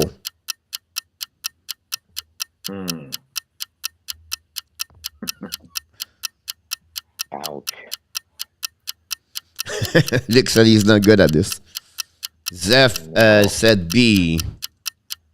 Is it regular season, Coach? This is the last game he won as a goaltender. So it could be playoff. It could be playoff. Yeah, so I say Montreal. Andrew said Montreal. Oh boy. I'm gonna go. Solar said E. Luc Lafortune said E. Roland said I don't know. And the playoff visit Nashville. Matt Gonzo said D. I'm gonna go with E. Toronto. Who? Toronto. You know what? I think you're right. I think it is Toronto. But unfortunately, guys, Gary Coatway show up at the last minute. Gary, welcome aboard. I think it's the first time join us. Welcome aboard at the Hockey Nation Live Show. We have only one winner. Matt Gonzo got Nashville Predator. It was during the playoff, Mr. ENORTAP. It was a great question about you because it was a good one because he played 3 games and he lost. They lost against Nashville, but he won the game number 5, I believe, or something like that. So I know. That's it was a great about that one over there. I was thinking about that, but well. No, it was a good answer about that one there. Next one.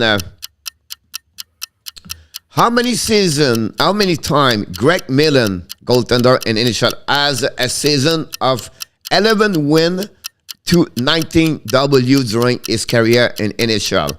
So he win 11 time to 19 as win during the season, each season. How many times he got? 4, 11, 6, 5, or 8? Greg Millen.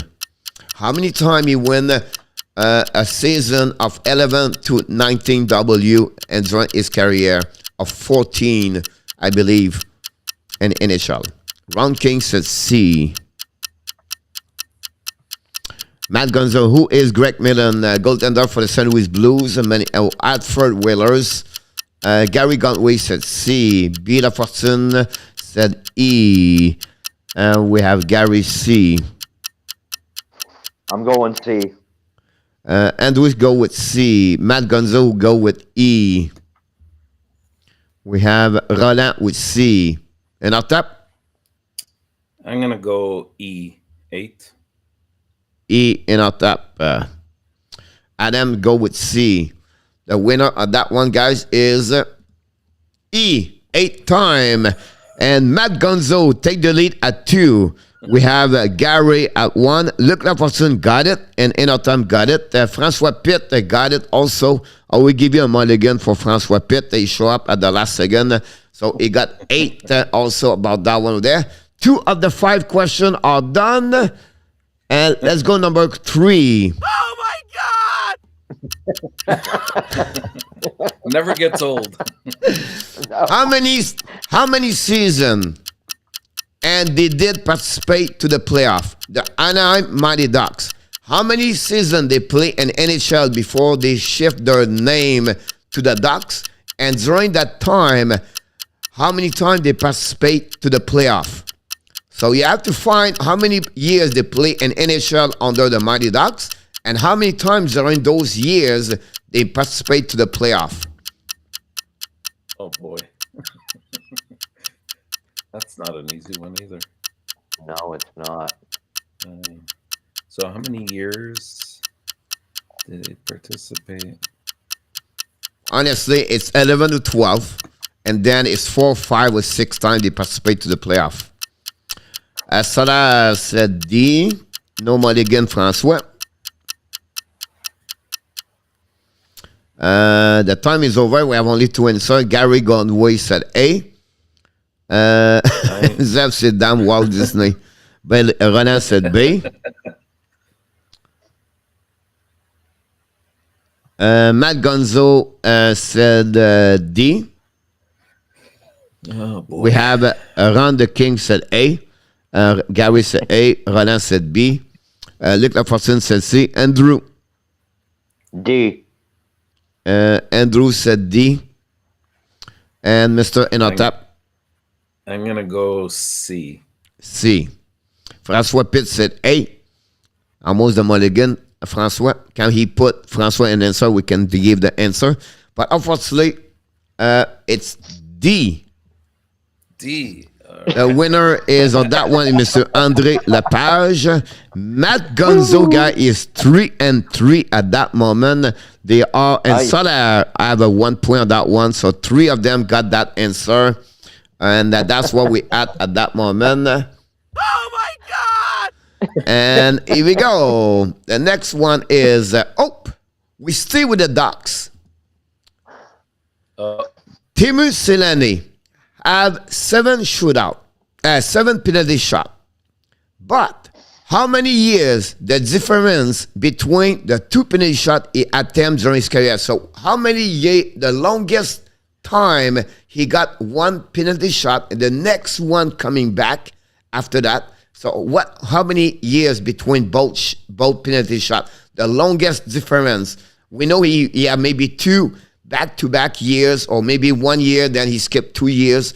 But now I'm looking the longest ones during his career. He have 7 times he have a penalty shot. Is it 4 years, 8 years, 7 years, 3 years, or 5 years? How many different years between when he got his last penalty shot and the following one after that? Wow. Um, Make 'em easy. Luc Lafortune said 4. We have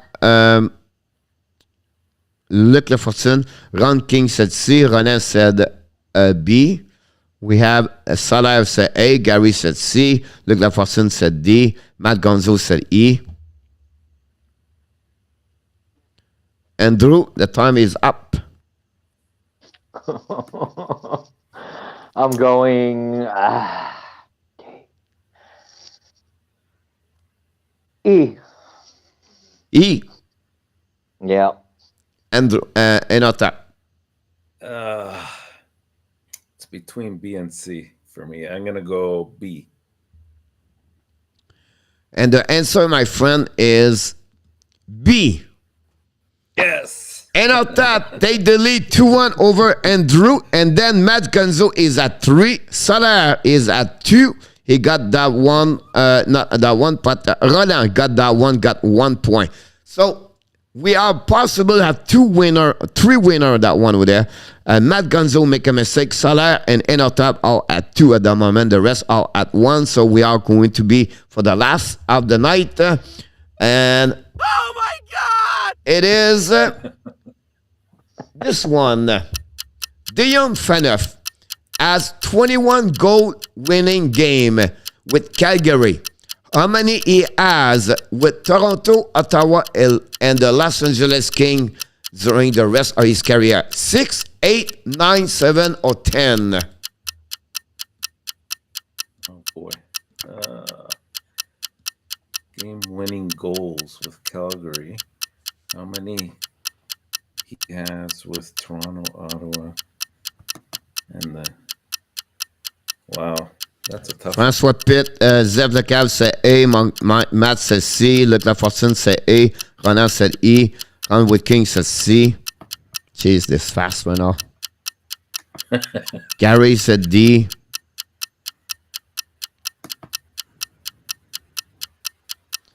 Soler said C. Andrew. C. Andrew said C on that one over there. And finally, we have Mr. ENORTAP. I'm going to go with E. E? Yeah. E. But 3 teams. the winner of that one over there is D with 7 winning goal a game. And the winner of tonight, guys, ladies and gentlemen, Matt Gonzo with 3 answers tonight. Way to Good go, Matt. job, buddy. Congratulations. Nice job.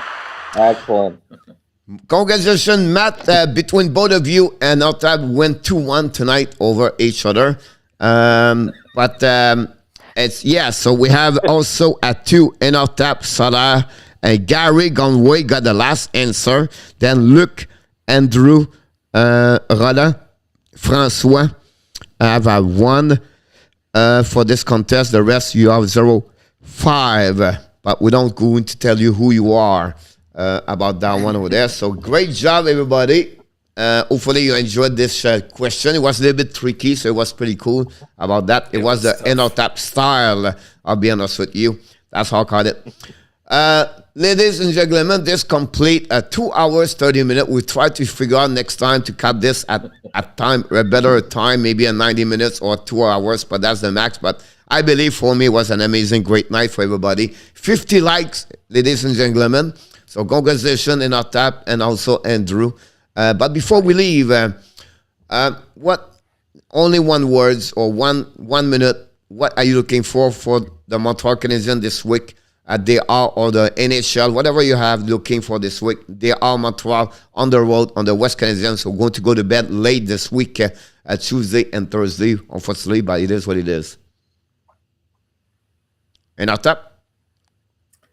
I think they have Winnipeg and Calgary this and Edmonton, they got Winnipeg, Calgary, and Edmonton. Then after that, they go to Vancouver. Yeah. You know what? I think if they go, I'd be happy 1-1-1. All right. Andrew. I think they got a chance with Winnipeg.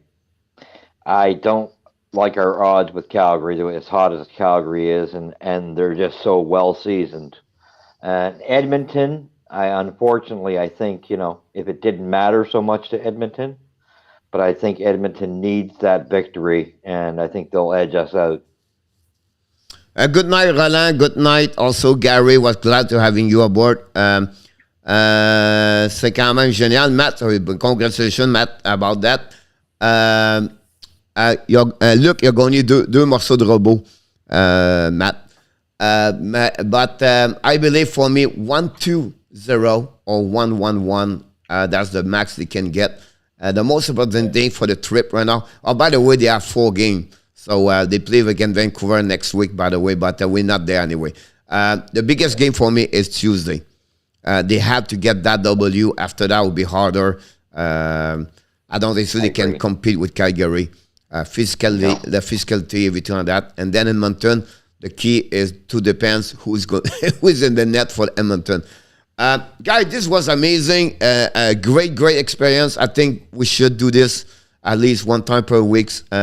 It's just fun, honestly. I don't know you guys, you have a good time, but we have an amazing, great time, all of you. Andrew, it was great to having you aboard. Mr. ENORTAP, another great show again. Thanks for your support, helping us. I know, don't go nowhere, ENORTAP. I'm going to shut down here, but I just stay in the room. Each one of you in the chat, ladies and gentlemen, thank you so much for your participation tonight. Thanks to join us. Thanks for your support and to stay with us from the beginning of the show until the end of the show. And we wish you, every one of you, of course, before we leave, an amazing, great weeks. But before you leave, we want to tell you one more thing, sir. You are awesome. You are amazing. You are the best. And we have to go that way. Remember, you have greatness inside of you. Thank you so much, everybody. We appreciate each one of you. I look forward to the next time. Until then, be well, be healthy, and find a way not only to dominate your day, find a way to dominate your 2022. Have an amazing, great night, everybody. Have a great one, everybody. Good night, everyone. What do I know? What's going on now? Is this another breakdown? You and me, should I let go? I do really want to know what's going on now. Is this another breakdown? You and me, should I say so? We're just putting on a show. Oh, oh, oh. What do I know? I need to open my eyes and get a touch of that reality. Don't want another surprise. I'd rather want you to just let me be. Oh, oh, oh. What do I know? What's going on now? Is this another breakdown? You and me, should I let go? I do really want to know what's going on now. Is this another breakdown? You and me, should I say so? We're just putting on a show.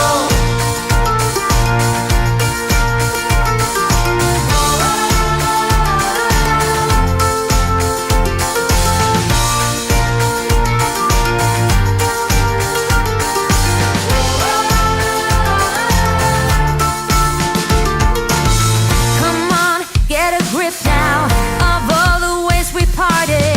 You showed in your own way we would stand and we would fall united. Come on, get a grip now. Just finish what you started. Don't like the feeling. Good night, that Luc. it's Good night, foolish, François. so misguided. Luc, on Dr. Likanen. RJ, thank you so much. Adam, thank you. Jose, Matt, François, Roland, Zeph, Sada, Round with Kings, Steve-O, we do both, apps and the hockey. Gary.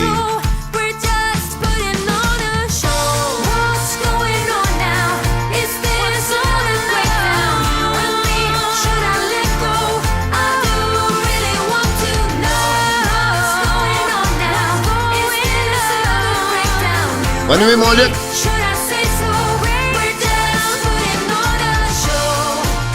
Oh, oh, oh, oh, oh. Yeah.